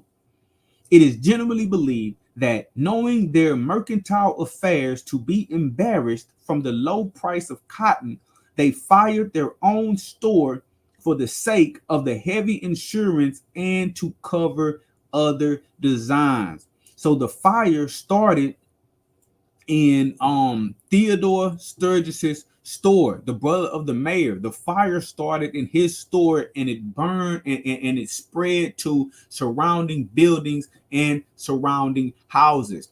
Now, no one ever was 100% satisfied on what caused the fire. You had the Negro population saying that the whites started the fire, and you had the white population saying that the Negroes and the Yankees started the fire. So, but all we know for sure is that the fire was started.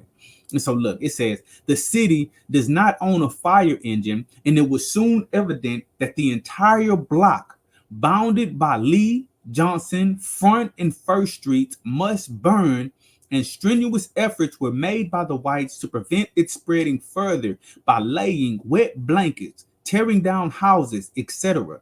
Their efforts were at length successful, and after destroying 15 stores and dwelling houses, the flames died down on the corner of Johnston Street. While the entire white force of the town were thus employed, armed bodies of Negroes gathered out when the glare of the conflagration was dim, forbidding any of their own color to assist in saving any of the goods except Sturgis's, firing off volleys of shots and with yells and imprecations, daring the white men to come out and fight them. As soon as the fire was quelled, a few resolute spirits formed themselves into a posse and proceeded to arrest Aaron Moore, Bill Clompton, and Warren Tyler, the ringleaders of the Negroes, and bore them off to solitary confinement. So while the fire is going off, they say that you have the white population trying to put the fire out, and then you have the black population with guns. They say that several of them are armed with guns. They're out in the middle of the streets, and they're claiming that they're daring the white men to come out and fight them. Like, hey, they ready for a revolution. They ready for a revolt. They're acting like the blacks are calling for this race riot. Like they set the place on fire, and they ready to set it off. Okay, which is because after they put out the fire, they arrested Aaron Moore, Bill Compton, and Warren Tyler. Now, if these were the ringleaders, And if the Negro population was actually looking for a race riot and they were actually looking for a fight, why would they let them be arrested? Why would they just start firing their guns? And why wouldn't the fight start right then and there? Now remember, this is being written by a white supremacist, so they are kind of twisting the facts and they're trying to justify why the race riot took place and why the whites murdered so many blacks in the area. But we see right there, we see again the ancestor was telling the truth. Remember, the ancestor said near about the whole town burned up downtown, and every nice white man was down there with fighting the fire. Plenty of niggas was out too doing devilishment. 3 of them got arrested and they had the trial Monday. Who is the 3 that the ancestor was talking about? Bill Compton and Warren Tyler. Look, it goes on to say, Sunday passed without further disturbance. And early morning, there was a call meeting of the citizens to draw up a petition to the governor. The resolution passed were very specific and firm and earnest in their remonstrations against the continuance of Sturgis in office, and all the conservative radicals took this opportunity of arraying themselves in the ranks of the whites and uniting with them in the enforcement of the laws. So this fire was like a boiling point. They arrested Aaron Moore, Bill Compton, Warren Tyler, and they said that they were going to basically hold their trial on Monday. The ancestor even gives us these same days of the week, so we know the ancestor was giving us accurate history. Okay, but they say so nothing else took place and everyone was waiting on the trial on Monday because they were saying that Aaron Moore, Bill Compton, and Warren Tyler were arrested. They were arrested for nothing. But who is J. Aaron Moore? Who is James Aaron Moore? And why was he arrested alongside Bill Compton, aka Bill Dennis? Remember that name, Bill Compton, Bill Dennis, going to be the same person, and a man named Warren Tyler. Well, James Aaron Moore, he was elected to the State House of Representatives from 1870 to 1871. Okay. He was born in 1826 in Georgia, and he died in 1904 in Hinds County, Mississippi. He was a blacksmith and minister, and he was most commonly referred to as J. Aaron Moore. He was the delegate to the 1868 Constitutional Convention. He served on the Meridian Board of Aldermen. Moore performed the much publicized marriage ceremony between the white carpetbagger Albert T. Morgan and Carrie V. Highgate, an African-American woman, in 1870.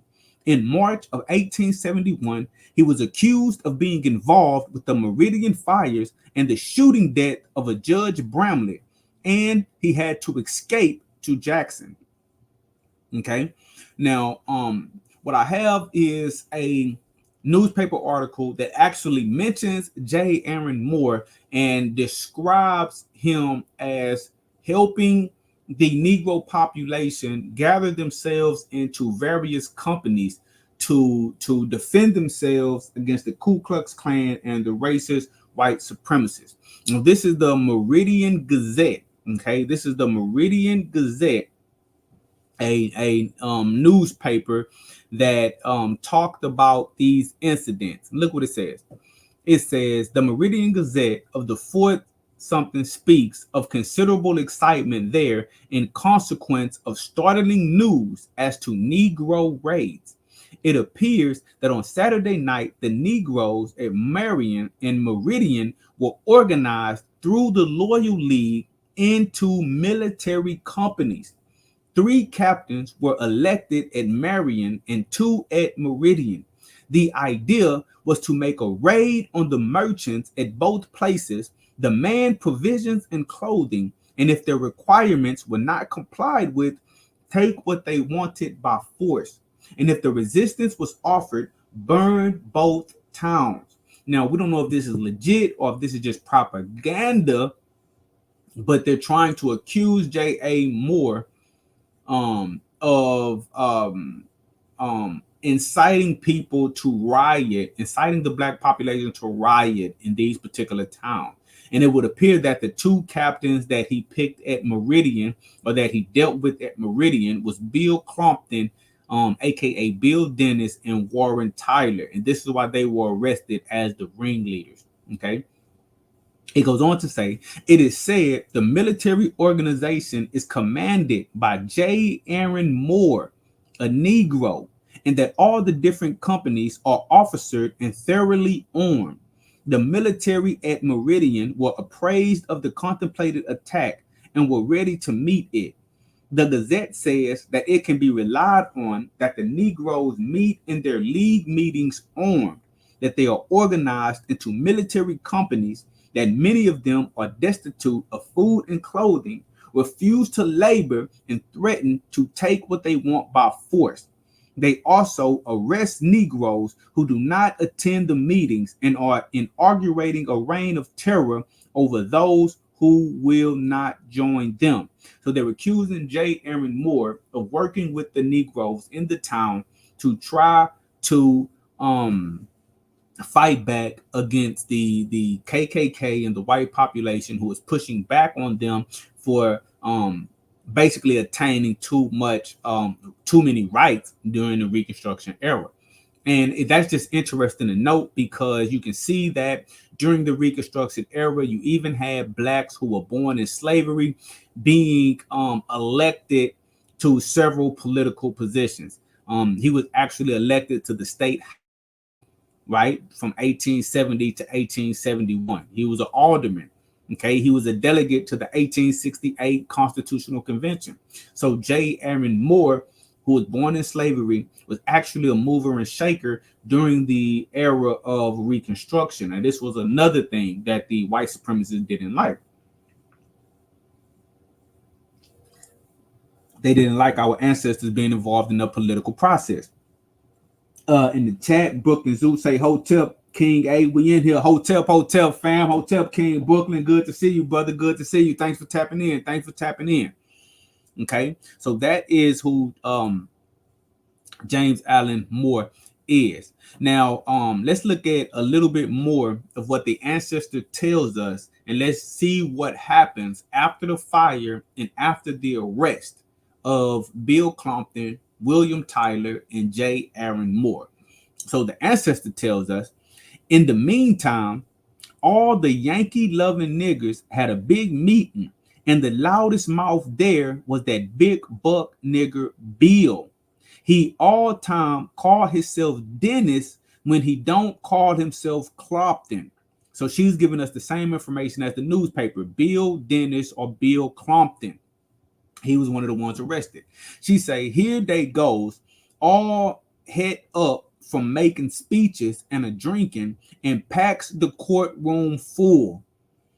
So now she's talking about Monday, when they are having a trial, or they're having an investigation into the fire, into the events that took place after the fire, and they're trying to figure out what Bill Clompton, Warren Tyler, and J. Aaron Moore did. What did they do anything illegal, and do they need to be punished? Okay. And so she says that they had another meeting. The blacks had a meeting about them taking them dudes into custody. They were making speeches, and they were drinking, and they were talking about self-determination. And that Monday, they packed the courtroom full. So you have a courtroom full of blacks, you have a courtroom full of whites, in an area where racial tension is high. So look, at this point, and I'm going to show you what the Ancestor says and what the newspaper report says, they differ in some key points.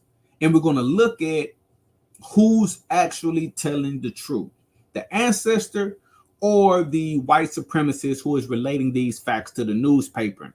We're going to see. Now watch this. The Ancestor says, when Mr. Patton got up on the stand and say, he sure done hear Bill Dennis say something, Bill He hollered out, "That's a lie." Only he say a bad word that I wouldn't say. A damn lie, basically. Damn. She don't want to say damn. Then Mr. Patton raised up his walking stick and start towards Bill. About then, Bill jerk out his pistol and shoot at Mr. Patton. He missed Mr. Patton and hit Judge Bramlett. Yes'm, killed him corpse dead right there on his high pulpit chair. About that time, everything busts loose. Near about all the white gentlemen in the courtroom take a shot at Bill. He falls, but he ain't dead yet. So this is the actual start of the shooting. This is the actual start of the killing. It all popped off inside of the courtroom. The gun battle ensued, and Judge Bramley gets killed. So according to the Ancestor, in the court proceedings, right, Mr. Patton, who is the sheriff, right, Mr. Patton says that he heard Bill Dennis or Bill Compton say something. Basically, they were saying that Bill Compton was saying that he wanted to kill white people. Remember, at the fire, when the fire took place, they said that the blacks were out with guns talking about killing whites. So they were arrested that night. And so Monday in the courthouse, they're talking about the events of that night. So the Ancestor says that when Mr. Patton, the sheriff, was on the stand, he said that he heard Bill Dennis or Bill Compton say that he wanted to kill some whites. And Bill Compton hollered out, "You a goddamn lie," right? And so Mr. Patton raised up his walking stick, his cane, and started at Bill like he was going to hit him. And when he went at Bill like he was going to hit him with the cane, Bill pulled out his pistol and tried to shoot Patton, but he missed Patton and he hit Judge Bramlett. Boom, he hit Judge Bramlett, shoot him in the head. Boom, he fall over dead. When that fight, when Bill fired off, everything bust loose in the courthouse. Everybody that's strapped, they pulled out a pistol and boom, boom, boom, boom, boom, boom, boom, boom, boom. Everybody starts shooting right in the damn courthouse. Crazy scene. The judge get killed. A black cop gets killed. Bill Compton, he gets lit up, but he falls to the ground, but he don't die. And so several people died. Several people got shot. Complete pandemonium in the building. Everybody, they running around scared. So this is the Ancestors' account of what happened, the gunfight that started. Now, this gun battle is actually what started the riot. After that, the killing was on. The killing was on, okay? And so let's look at the newspaper article and let's see the other side of the story of the gun battle inside of the courthouse. And then let's do a good examination and see who is actually telling the truth.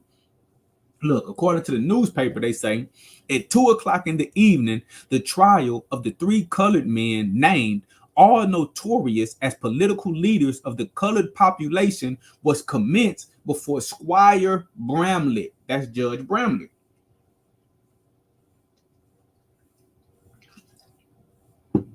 Formerly probate judge for this county, a man remarkable for his honesty and kindness of heart, and though an appointee of Governor Alcorn, enjoying the esteem and respect of the entire community. Though there was quite a crowd in the courtroom and much interest manifested in the trial, everything was being conducted in the most orderly manner, and the charges of criminal conduct were being fully proved, especially against Bill Compton and Warren Tyler. When Tyler made a motion to bring in 3 colored witnesses to impeach the evidence of Mr. Brantley, a citizen of this place, who was being examined by W.C. Ford, the counsel for the prosecution, Brantley made at Tyler with a cane, but was caught by the marshal of the city. Now, hold on. Now, check this out. The article is saying, the newspaper article is saying that it was a man named Mr. Brantley on the stand. And Mr. Brantley said he called Warren Tyler a damned lie.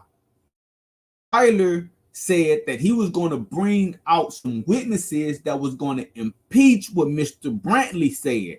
He says that Mr. Brantley was calling him a liar, and Mr. Brantley was saying that he heard Warren Tyler saying that he wanted to kill some white people. And so Warren Tyler said that Mr. Brantley was a liar and that he was going to bring out witnesses of his own to impeach what Brantley was saying. And so, as the article states, Tyler called Mr. Brantley took a cane from the marshal, right? He took the marshal's cane. He took the cane from Patton, and he tried to attack he tried to attack Tyler with the cane, but the Marshal Patton, grabbed him. So the Ancestor is saying that Patton was on the stand. He said that Bill Clompton or Bill Dennis was a liar, that Patton went for Bill with the cane, and Bill shot and killed the judge. The article is saying that Brantley was on the stand. He was having words with the Negro, Warren Tyler. Brantley took the cane from Patton, went at Tyler with the cane, and everything blows up. Look what he said. He says, Tyler slid out of his chair and, making for the door of the sheriff's office, drew his pistol and, turning, fired. The ball entering the head of Judge Bramlett and killing him instantly. A scene of wild confusion then ensued. Several shots were fired by the Negroes in the rear of the courthouse, and the other prisoners attempting to make their escape were fired upon from all sides.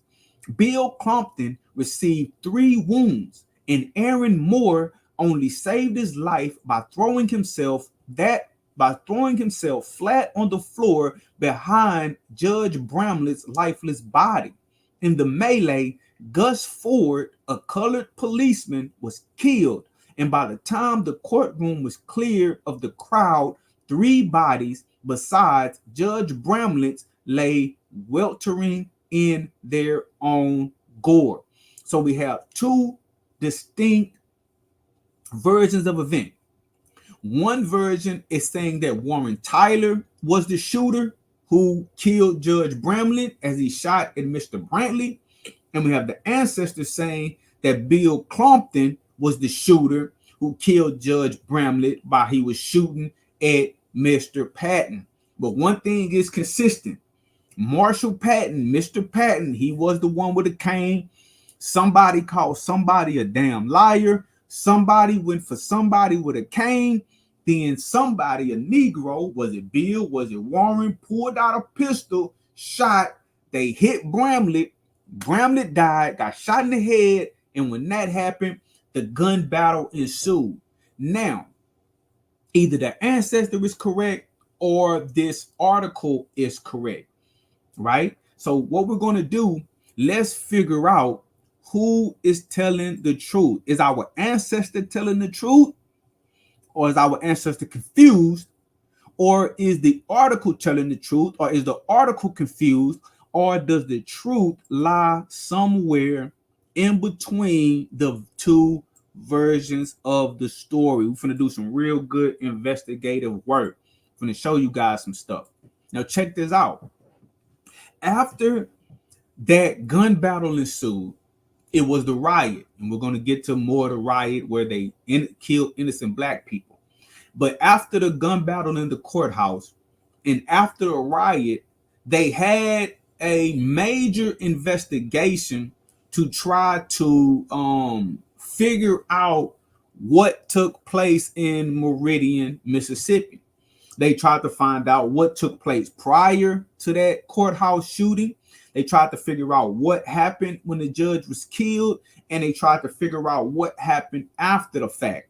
Now, lucky for us, this investigation, the transcripts of the investigation was written down and it was preserved. So what I went and did, I went and pulled up the transcripts from that investigation, and I'm going to show you what some witnesses inside of the actual courtroom had to say. Now, the witness details the cross-examination of Brantley by Tyler and claims to see Brantley charge Tyler with the cane, seeming to corroborate what we read in the newspaper.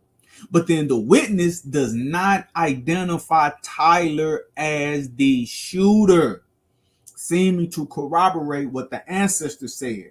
That's why I say it may be a mix between both stories, right? Both stories may, in essence, hold a kernel of the actual truth. So what we're going to do, we're going to look at the transcripts from the Meridian riot investigation, and we're going to see what the witness, the eyewitness who was in the courthouse, has to say, and we're going to see if we can figure out exactly what took place that day. Now, look, the witness, Brantley, that's what the article said. The ancestor said it was Patton, but the trial transcript say that the witness says it was Brantley.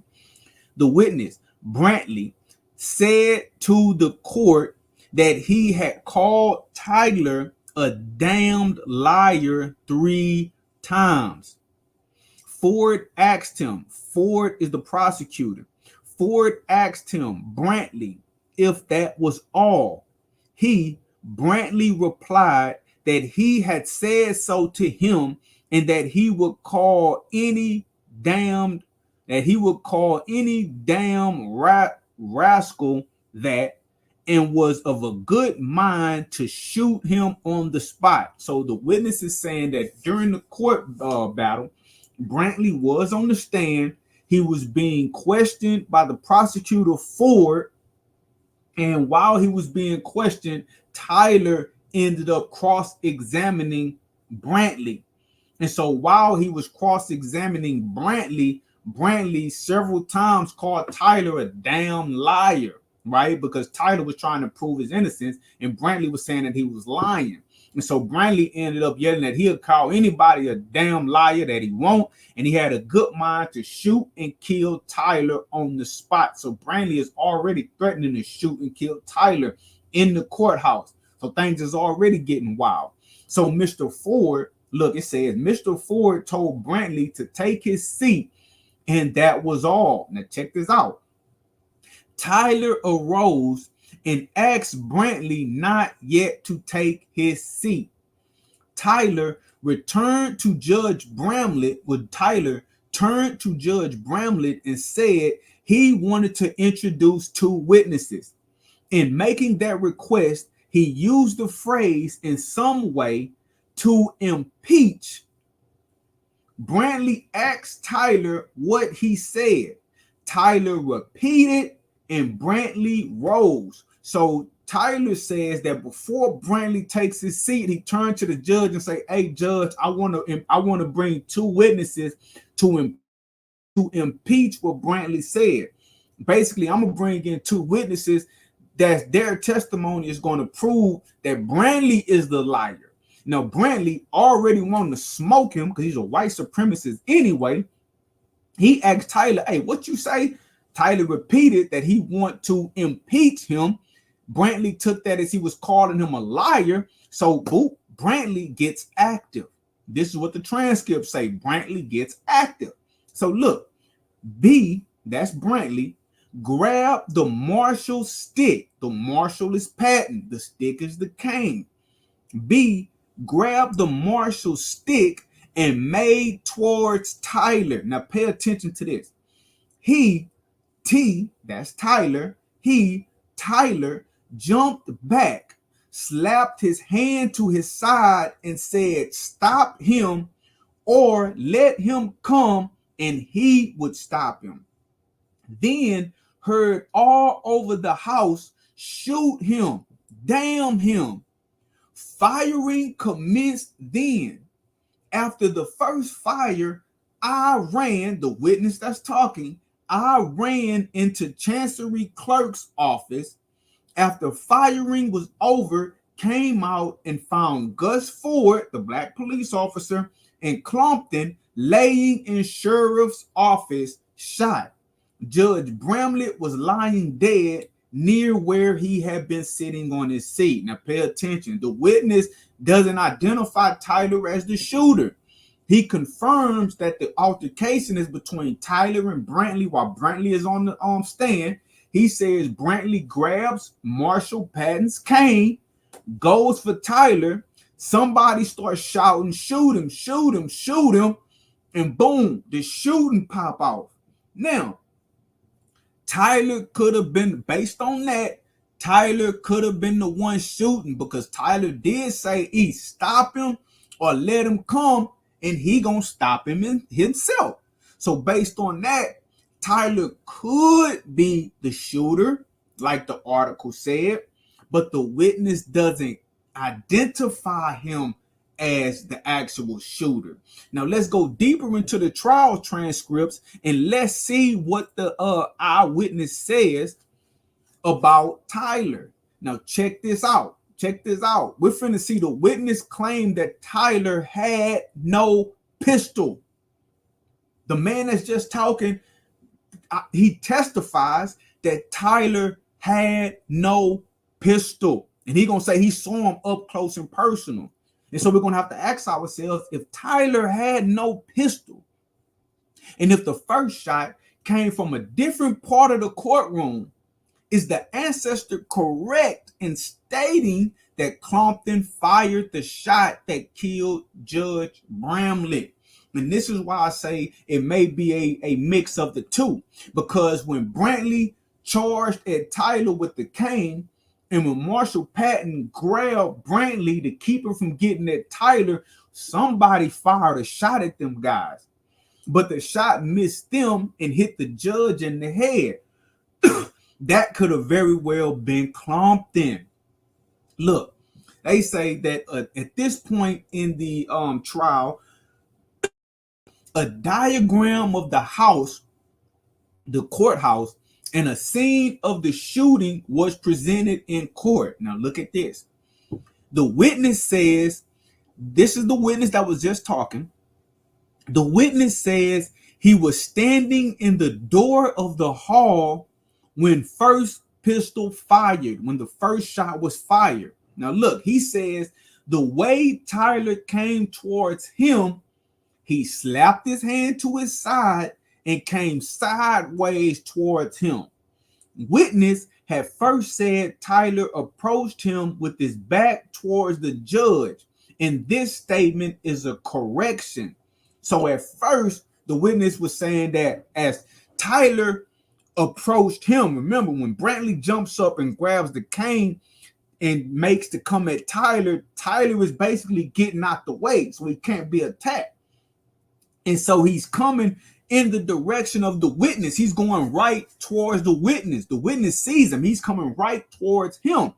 And so when he's looking back, he's coming sideways. He looks over his shoulder. That's when Tyler passes on the side and say, "Hey man, y'all better get him. Y'all better get him. If y'all don't get him, I'm gonna get him. If y'all don't get him, I'm gonna get him." The marshal grabbed to stop him from getting at Tyler. The shots pop off. Okay, now Tyler is headed towards this witness. So this witness sees exactly what's going on with Tyler. So look, this is what the witness says. Brantley came towards Tyler from the opposite side of the table from where the witness and the prisoners were.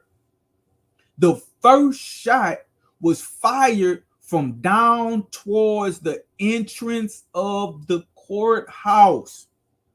Okay. Thinks it was about halfway down to the entrance.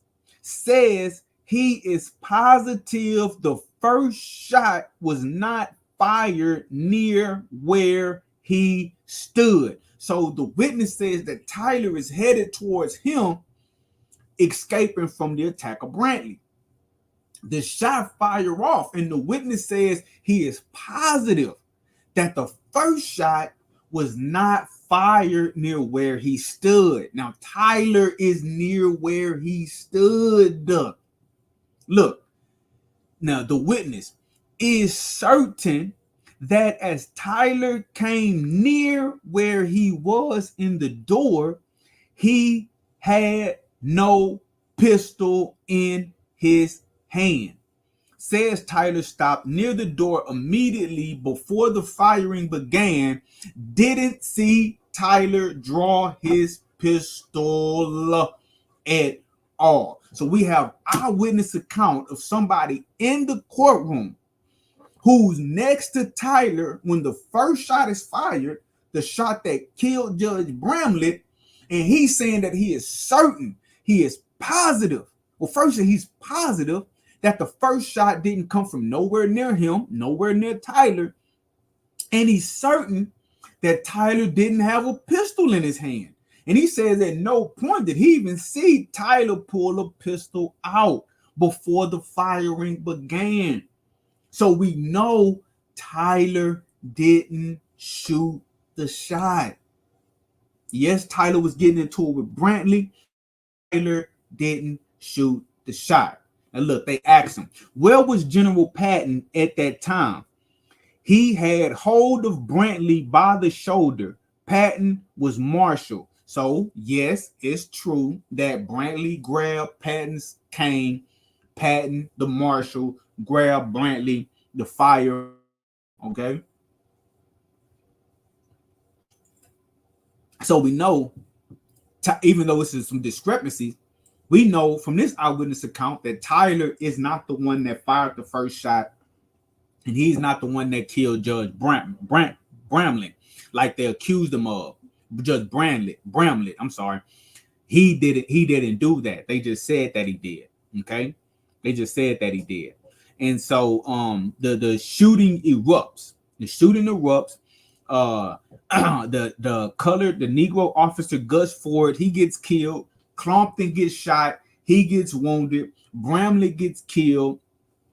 And several other people get shot, and it gets crazy. So when the shooting goes on, Tyler, he ends up escaping. They say that when the shooting pops off, he jumps out the second story window, right? He jumps out the second story window of the courthouse, and boom, he flees. He tries to run. He tries to get to safety. They after him. Aaron Moore, Aaron Moore, remember, he was arrested too with Clompton. Clompton is down. When the shooting pop off, Aaron Moore, he's right there by the judge. So when the judge Bramlett, when he falls over, shot in the head, he falls on Aaron Moore. So Aaron Moore, he falls to the ground with the judge. He gets some of the judge's blood on him. He plays dead, and he hides, and it's crazy, he hides under the dead body of the judge until the shooting stops. When the shooting stops, Aaron Moore gets up and he sneaks out of the courthouse. People thought he was shot because he had blood on him, but the blood wasn't his blood. So look, the witness says, told about seeing Gus Ford dead, confirmed. Clompton wounded but not dead, confirmed. Bramlett dead, confirmed. Alec Joseph holding his head, and he says he didn't see Tyler anymore because Tyler done jumped out the damn window, the second story window, and he says he thinks he saw Aaron Moore leaving the courthouse as the witness came out of Chancery's clerk's office. So remember, the witness ran to go hide in the office when the shooting started.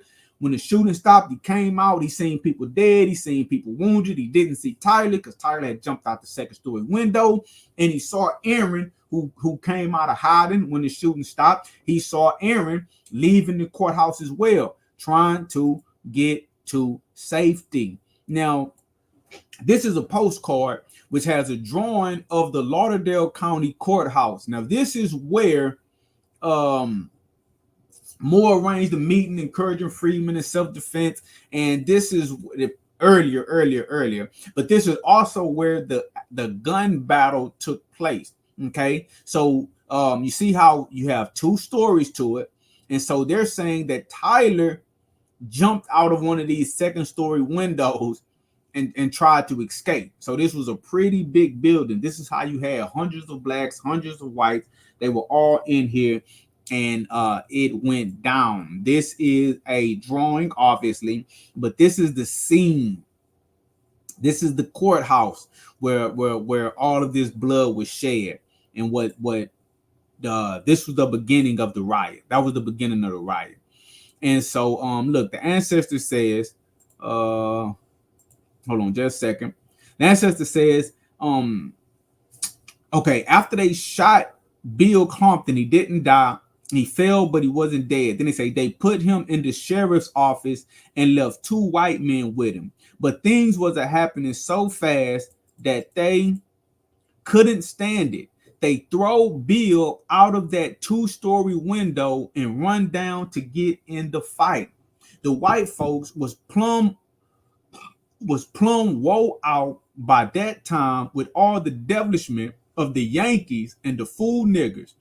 Even a mean nigger got sense enough to know when he done gone too far. They all get away as fast as they could and scatter over town. Then after dark they come a creeping back to the quarters. That was show the wrong thing to do. That night, all the show enough white men came a marching out 7th Street on their way to the quarters. Now remember, she said that she was going to tell you some more, tell you a story about 7th Street. This shit was popping off right there on 7th Street. So after they shot Bill Compton, they threw him out of the 2nd story window. And when they threw Bill Compton out of the 2nd story window, they realized that even though he was shot, even though they threw him out of the window, he still wasn't dead. So then they ended up cutting his throat. They ended up cutting his throat. They wanted to make sure that that he was dead. And so now all bets were off. All bets were off. The whites, the Democrats, the white supremacists, the KKK, they were through with any kind of trials. They were through with any kind of civility. They were through with law and order. It was time to get busy. It was a shootout in the courthouse. It was time to get busy. They had enough of the Negroes in Meridian. They were ready to go on their killing spree. So all of the whites, they just started coming from everywhere. All of them started getting their guns. All of them started getting their weapons, and they basically started riding around town. And they was like, "Hey man, we finna handle this business. We finna get them all." They like I say, they threw Bill Compton out of the window. They cut his throat. They killed him. They went and hunted down Tyler. They found where he was at, burned some shit down. They killed him, and they went to try to find J. Aaron Moore, but luckily he escaped. But they went and burned down his damn house, and he was actually a pastor as well. He had a church in the area. They burned down his house. They burned down his church, and they went around basically like torturing blacks, killing blacks, and the riot popped off. And there was a lot of white men that came to the actual scene, because remember, there was a lot of blacks in this area, and a lot of them were armed as well. So you had a lot of armed blacks, you had a lot of armed whites, and the fighting popped off. But a good majority of the blacks, they didn't choose to fight back once things got out of control. Once things got out of control, and they had Aaron Moore, they had Bill Compton, they had Warren Tyler, and they had hundreds and hundreds and hundreds of whites come in, KKK coming in, white supremacists coming in. People just wanted to get out of Dodge, right? They just wanted to get out of Dodge. Look, the Ancestor says, I had did up Miss Lizzie's parlor curtains that very day, and the boy was putting up the molding frame round him when he hear that trumping sound. It didn't sound like no everyday marching. It sounded like Judgment Day. The boy fell off the ladder and running hid behind the flour barrel in the pantry. Miss Lizzie was peeping out twixt them white lace curtains, and I was right behind her. I expect 7th Street was lined with women folks doing just what us doing, because they husbands, sons, and sweethearts was out there in that march line. Well, that night ended all the troubles. So they all come, they marching down 7th Street, just what the Ancestor says, and all the women folks, they out there watching. They worried, they worried about their husband, they worried about their sons, they worried about their sweethearts, because everybody in the area got guns. Everybody in the area got guns, and they don't know how bad this race war, this race riot is about to be. So, look, now talking about this part of the riot, the newspaper says the news of the bloody and terrible scenes enacted in the courthouse where law and order is wont to be administered, and the death of so good a man as Judge Bramlett by violence flew like wildfire through the town and stirred up the deepest feelings of the community. Men were seen running from every house with any weapon they could lay hands upon, while crowds of terrified women and children filled the more retired streets, regardless of personal safety, in their anxiety for fathers, sons, and brothers. Now, that's interesting to me how they're using some of the same language that the ancestor used. This how you can verify certain parts of the story, because two different accounts are saying the exact same thing. Two different sources are saying the exact same thing.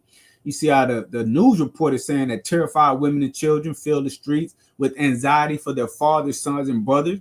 And you have the ancestor says that I spec 7th Street was lined with women folks doing just what us doing, because they husbands, sons, and sweethearts was out there in that march line. So we know that all of the men went and got weapons and they were marching down the streets ready for battle.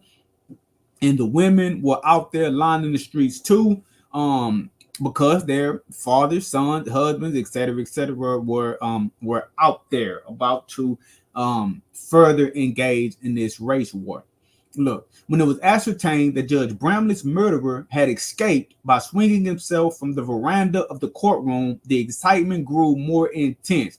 This is when they're still claiming that Tyler was the one that killed the judge. Armed men began to pour in from the surrounding neighborhood, and I wish Governor Alcorn and every other radical in power could have seen the majesty of the people assert itself. They would have realized that the spirit that for 4 years had resisted wrong still breathed and burned and would never submit, save in death, to the domination of an inferior race. Now, this is how you can tell this is a damn racist. A damn racist talking this inferior race crap. Forming themselves into a company, they followed Warren Tyler, up Road Street, and finding that he had taken refuge in the new engine house, threatened to tear the building down in their rage. He was at length found under a bed in one of the upper rooms and riddled with balls. Balls is bullets. The infuriated crowd then rushed back to the courthouse, and finding that Bill Compton was still alive, seized him and pitched him from the veranda upon the pavement beneath. In spite of his wounds and terrible fall, his pulse was still strong at dark. During the night, however, his throat was cut from ear to ear. The Negroes say by himself. For the honor of humanity, we will hope that this was true. Now we know he did not cut his own throat from ear to ear. That's nonsense. And we know that no Negroes tell you that. You just made that up. Okay, you just made that up that they shot the man. They threw him out of a window. And when they came back and they saw that he still wasn't dead, they just fuck it. They cut his throat. Now, mind you, he has not technically been charged with proven to be guilty of a crime. They were at the courthouse because they thought they were trying to incite a riot. Okay. Now they didn't finish with the proceedings because the gun battle ensued. So technically they just shot this man, threw him out of a window, cut his throat for nothing. That's why they say that for the honor of humanity, we will hope that this was true, that he did it to himself. Because whoever writing this, racist as he is, he knows that didn't make no damn sense what they did to that man. Now they justified hunting down Warren Tyler because they said, oh, well, he the one that killed the judge. That's why we had to hunt him down, and that's why we had to kill him. So they're just trying to justify their murderous rampage. That's all that they're trying to do. Look, he says, as soon as the crowd left the courthouse in search of Warren Tyler, Aaron Moore, who had pretended to be dying, crept down the stairs, and though wounded in the arm and side, made good his escape from the city, and up to the present time has succeeded in eluding his pursuers. Now, he wasn't wounded. Aaron Moore wasn't wounded. He had the blood of the judge on him. Look, night now began to descend on the disturbed town bringing with it the additional fear that under the cover of darkness, the Negroes who had taken refuge in the surrounding swamps might return and overpower the whites. Remember, even the Ancestor says that when everything popped off in the courthouse, a lot of the blacks they scattered. They got the hell out of Dodge. They knew that, oh man, this finna go down, man. They done killed the judge. A lot of these people were actually alive during slavery. They witnessed the Civil War. They knew like black life was cheap. It was going down. They say the telegraph flashed its messages in every direction. Every train brought reinforcements, and by 12 o'clock, several hundred armed men were in the town. So they sent out the call. Sturgis's house was surrounded. He was dragged from concealment, and in spite of his abject prayers and promises, would have soon followed his Negro dupes to the land of shades, but for the intervention of his brother's wife, a beautiful woman who made a personal appeal to Captain Henderson, who was in command of the party. The chivalric Southerner had never turned a deaf ear to a woman's prayer, and now, unable to refuse her request, took Sturgis under his immediate protection, under a solemn pledge from him that he would return to Connecticut and never again show his face south of the Ohio River. Bound himself to see him safely to the up train of the Mobile and Ohio Road. So they went about their killing. Hundreds of whites came into the city, and they started hunting down blacks. Right? They started hunting down blacks, and they killed a lot more than they admitted to killing right here. And even one man, they said that he had raped a black woman. So they were raping, they were burning down property. Now, when they hunted down the mayor, now remember, a lot of this has to do with they don't like the mayor neither. Now, the mayor ain't did nothing, but they hunted down the mayor, William Sturgis, as well. Because again, part of Reconstruction was getting the Republicans out of office, getting the white supremacist Democrats in the office, because the people in office controlled the cities. The political power controlled the cities. So they had to get rid of William Sturgis as well. So just in the melee, they hunted down the mayor. Now listen, they're hunting down the mayor of the city now. Hundreds of Ku Klux Klan members, they hunted down the mayor of the city. I want you to think about that. Not only are they wantonly killing blacks for no reason, they hunted down the white mayor. Okay? They hunted down the mayor because, again, part of this Reconstruction was Democrat against Republican. They were fighting each other, and they were trying to get make white supremacy strong again. And in order to make white supremacy strong, they had to kick out the Republicans and put in the Democrats. So William Sturgis, the mayor, he ran to his brother's house, Theodore Sturgis, the one whose store caught on fire. He runs to his house, he hides out. They figure out he's there, they run down on the house, and they basically, hundreds of them, they out there, they're like, hey, send out the mayor, or we're going to come in and get him, and we're going to burn the house down. And so they were going to kill William Sturgis. They were about to murder the mayor. They were about to murder the mayor. But the news article says that the only reason why they didn't murder him is because of his brother's wife. Okay, now that's interesting. They said that it was because of his brother's wife. Now let's see what the Ancestor has to say about that and see if the two stories continue to line up. The Ancestor says, well, that night ended all the troubles. The line done stopped. The line, the marching, the hundreds of people. The line done stopped at Mr. Theodore Sturgis' house before it get out far as us. Of course, everybody know Mr. Theodore and Miss Allie was sure enough folks, but they was bound to have that Yankee brother of his. The yard was plumb full of white men ready to burn the house right down on Miss Allie's head, lest they give up that Yankee mayor. Mr. Theodore come to the door and say, gentlemen, he ain't here. Ain't nobody believe that. They was a fixing to bust on in anyhow when Miss Allie come out. She come right down them steps amongst all them mad folks and say, calm and ladylike, gentlemen, my brother-in-law is here certainly. Where would he go for safety? Stepping to his brother's house. But I give you my word that he going to stay right here till you put him on the first train headed north. Then no more blood will be spilled. And that's what they done.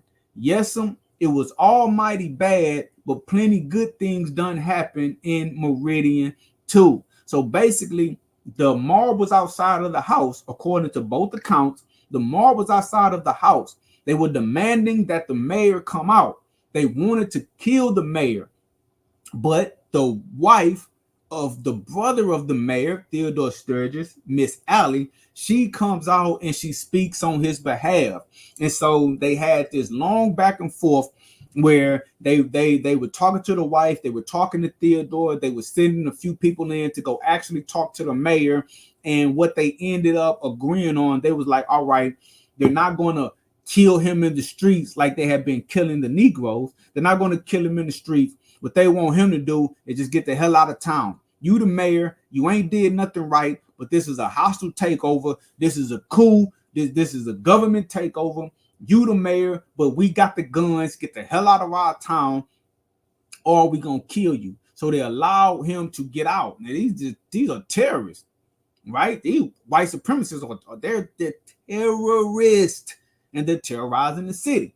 And so the mayor, William Sturgis, he knowing he ain't really committed no crime. He ain't convicted of no crimes. He has not been no other mayor has been duly elected. He hasn't lost an election. The terrorists are just kicking him out. So he, in order to save his life, he like, okay, look, I'm gonna go back to the north. He was from the north anyway. That's why they keep calling him a Yankee. I'm gonna go back to the north, and I'm never gonna come down here again if y'all spare me my life.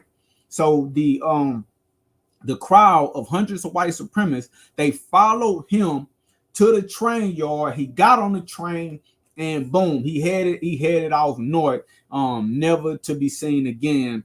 And then in Meridian, they put a Democratic white supremacist in office, and they began to dismantle all of the progressive advances that the Negro population made. And they also, like I say, they killed more blacks, but they also began to dismantle all of the progressive advances that the Negro population made, and white supremacy gained a new stranglehold on that area, and white supremacy reigned supreme. And this type of thing played out in various other states.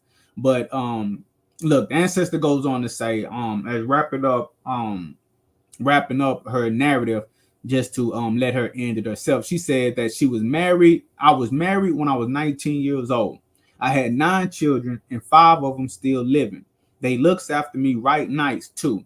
My son in Chicago give me this house, and I lives here by myself. I keeps it nice and clean, just like I learned how to do from the white folks where I used to work. I ain't never worked for no common folks. I tries to live like a Christian and do just like old Mister say. Then when I die, I can go to heaven. So Ancestor Nettie Henry, may your name live on forever, and may your memory never die. And we appreciate your firsthand account of the Meridian race riot. Now, look, check this out. Check this out, family. Look, the murderers continued to murder for several days after that, and many innocent Negroes were killed. Now, the true number of those that was killed, we may never know, but I want to show you guys the confession, right? The confession after the mayor left. Look what they say. For the balance of the night and several succeeding days, Judge Lynch reigned supreme in the town and vicinity because the mayor was gone. And of course, some acts of violence were committed, which all peace-loving citizens must regret. Among them, the burning of Aaron Moore's house and the Negro church, and the shooting of several unoffending Negroes, swelling to the total number to about 15. I believe it was way more than 15, but this is what they say. Truly, if the old Mosaic law of blood for blood was still in existence, Judge Bramlett's death might be considered fully atoned for. Now, these savages were always trying to use the Bible to justify their crimes against humanity. But here we see that even after the immediate murders of that day, the immediate murders of that night, even after illegally kicking a mayor out of town, um, several more innocent, unoffending Negroes were killed. Houses were burned. They even burned down a church. Why are you burning down churches? You understand what I'm saying? If this is all about doing what's right, and if it's all about getting the people who incited the riot, and if it's all about avenging Judge Bramlett and getting the people that Judge Bramlett, what the heck are you doing? Churches? Why are you burning down houses? Why are you shooting unoffending Negroes? Because they're lying. They're just trying to justify. They're just trying to justify what they did. Now look, as we wrap up this video, is one more thing that I want to show you guys to give a little more context to this. Up until this point, we've been getting the story from the ancestor Nettie Henry, and we've been looking into the newspaper article. But honestly, the newspaper article was written by white supremacists. We could tell by him calling the black people an inferior race. But we also have two more sides to the story that I want to highlight real quick, and then we're going to end this video. Now, remember, Judge, not Judge. Hold on, just a second. I wrote the wrong thing there. It ain't Judge. Give me just a second to fix this. It's not Judge William Sturgis. It's Mayor. He was the mayor. And it was Judge Bramlett. Okay. So remember, Mayor William Sturgis was ran out of town, and the Honorable J. Aaron Moore escaped with his life. Now, we also have the account of these events from both of these men.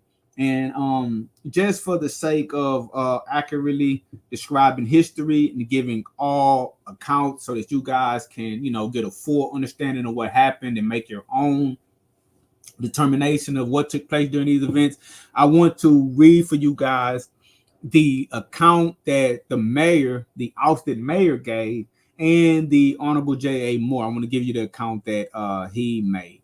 But look, check this out. The Mayor Sturgis says, matter of fact, I'm gonna zoom in on this so y'all can see exactly where I'm at. Okay, so Mr. Sturgis, William Sturgis, the mayor, his account starts right here at the Ku Klux. Now, this is the account that he gives once he makes it to safety.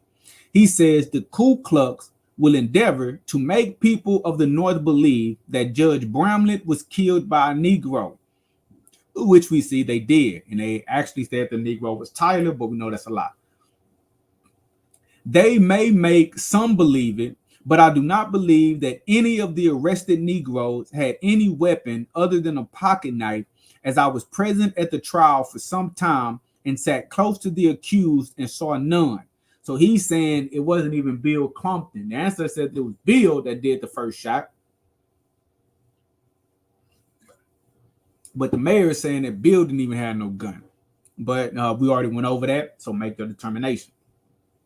He goes on to say, but in a direct line from the sheriff's office door to the main hall, there sat one of those Negroes. And I believe, although I saw not the shooting, that one or many of the Ku Klux, in carrying out their design, shot Judge Bramlett. So basically like a false flag. They shot Judge Bramlett so they could accuse the arrested Negroes of shooting Judge Bramlett, and then they could work their they could murder people indiscriminately. So basically, again, like a false flag. It was a false flag attack. After the Negro was shot, he jumped out of a 2-story window. Now that's talking about Tyler. After which he was killed. General Dennis Clompton, Bill Clompton, colored, was shot in the courtroom. After which he was thrown from the 2-story window onto the brick pavement below. And as that did not kill him, they cut his throat. After they had killed J.A. Moore, they went and burned his house. Now, because to escape and he wasn't there after the fact, he also believed that J.A. Moore was killed. But remember, J.A. Moore only pretended to be killed, and he laid under the body of the judge. So William Sturgis, he got that fact wrong, only because he was running for his life as well, just as J.A. Moore was running for his life. So he got that fact wrong. After they had killed J.A. Moore, they went and burned his house, and so they continued their hellish barbarities. They surrounded my brother's house. We heard about this. They surrounded my brother's house. They were all armed with double-barreled shotguns, and as I was told, were 200 in number. Many good citizens of Meridian pleaded for me, as well as many in the Ku Klux columns who were in them not from choice, from necessity. They appointed committee after committee to wait upon me and to inform me that I must leave by 10 o'clock next day. The principal commanders visited me. I wanted to know the whys and wherefores, but they said they came not to argue any question of right. The verdict had been rendered. So for a while, the mayor was trying to say, hey, I'm the mayor of the city.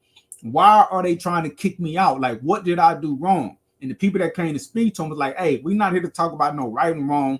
We just here to say that you got to go or you're going to get killed. Hostile takeover. Cool. They treated me respectfully, but said that their ultimatum was that I must take a northern-bound train or die. I yielded. At about 12 o'clock at night, perhaps 300 came and escorted me to the cars. We are sure that no impartial judge can doubt that this is the truth, and that the pretense that a Negro shot Judge Bramlett, for which no pretext is alleged and no conceivable motive is even suggested, is a naked lie, invented to screen the Ku Klux murderers from general execration. It might as plausibly be contended that the Negroes ran off Mayor Sturgis.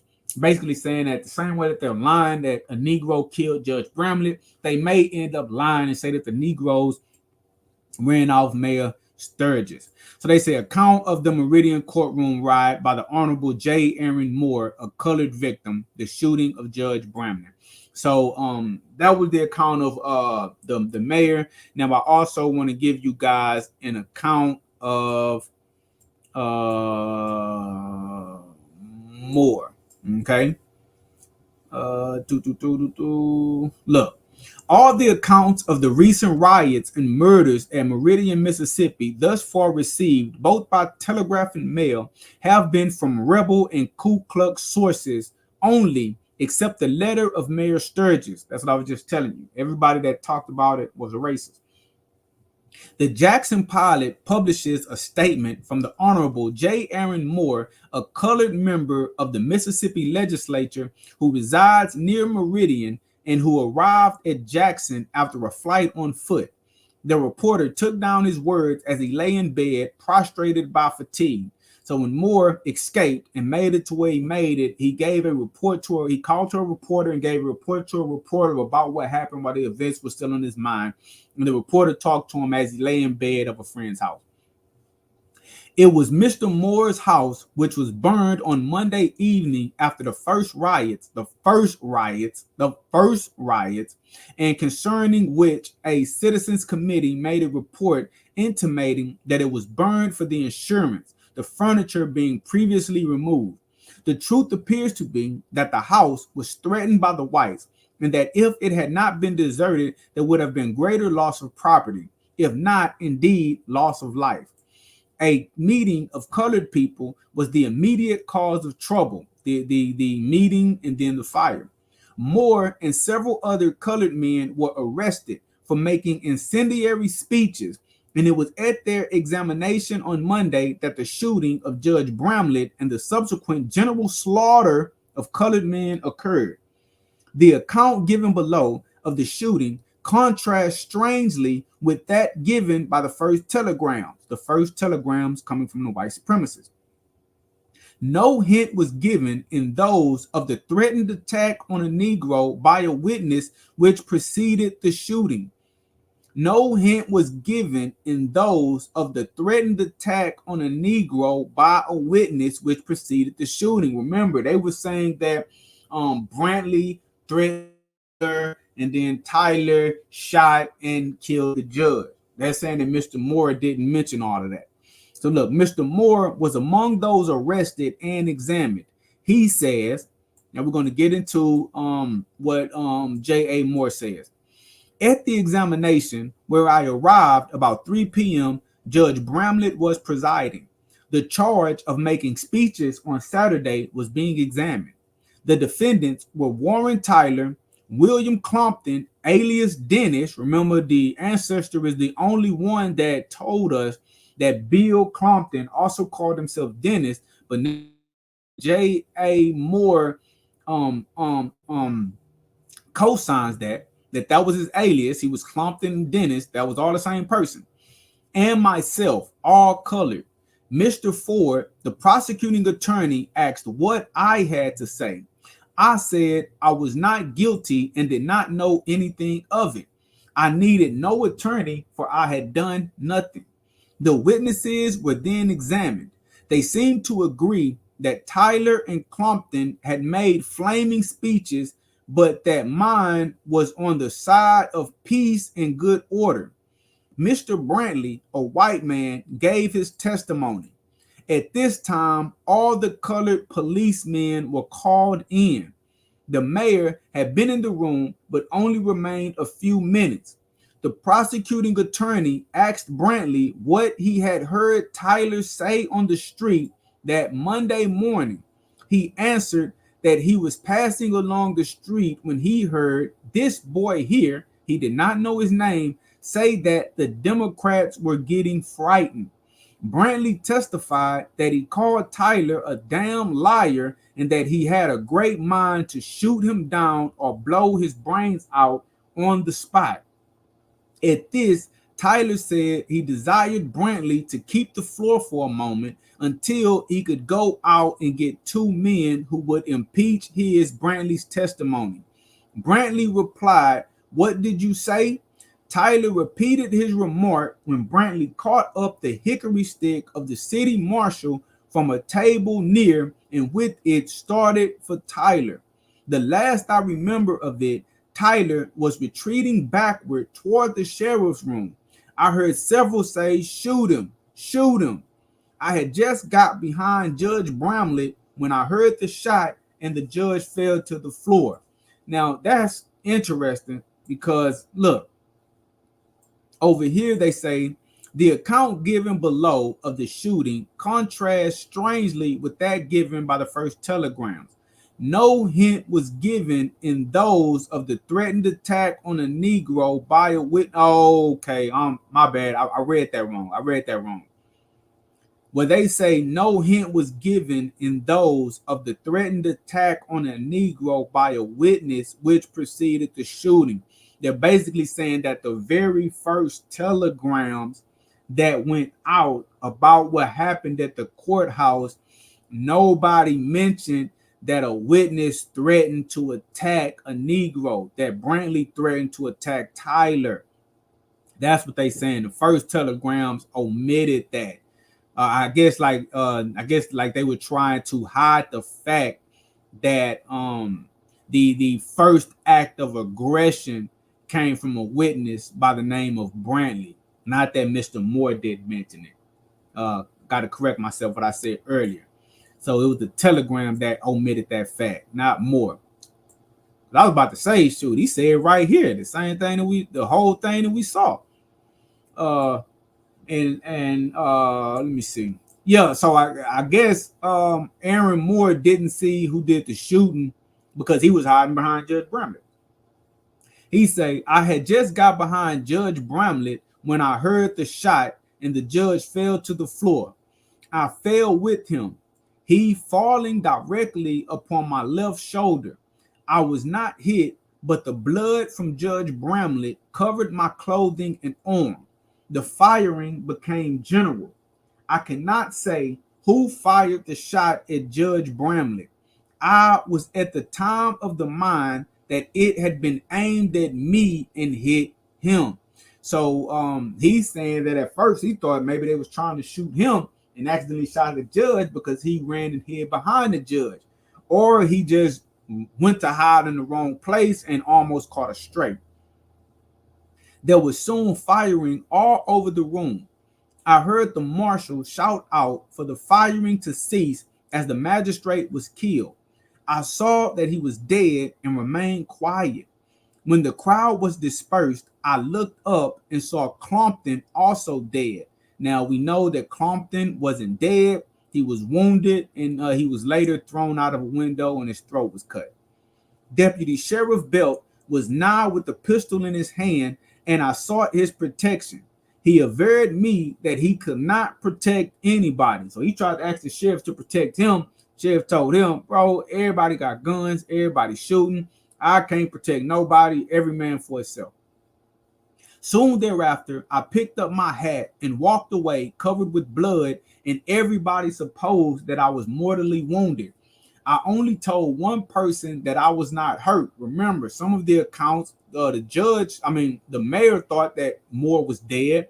Other people thought that he was shot in the arm and shot in the side, but he said he wasn't wounded at all. He had the judge's blood on him, but he let him believe that he was wounded. But he said that he was not hurt. I reached home, told my wife she must take care of the children and herself, gave her what money I had, and left.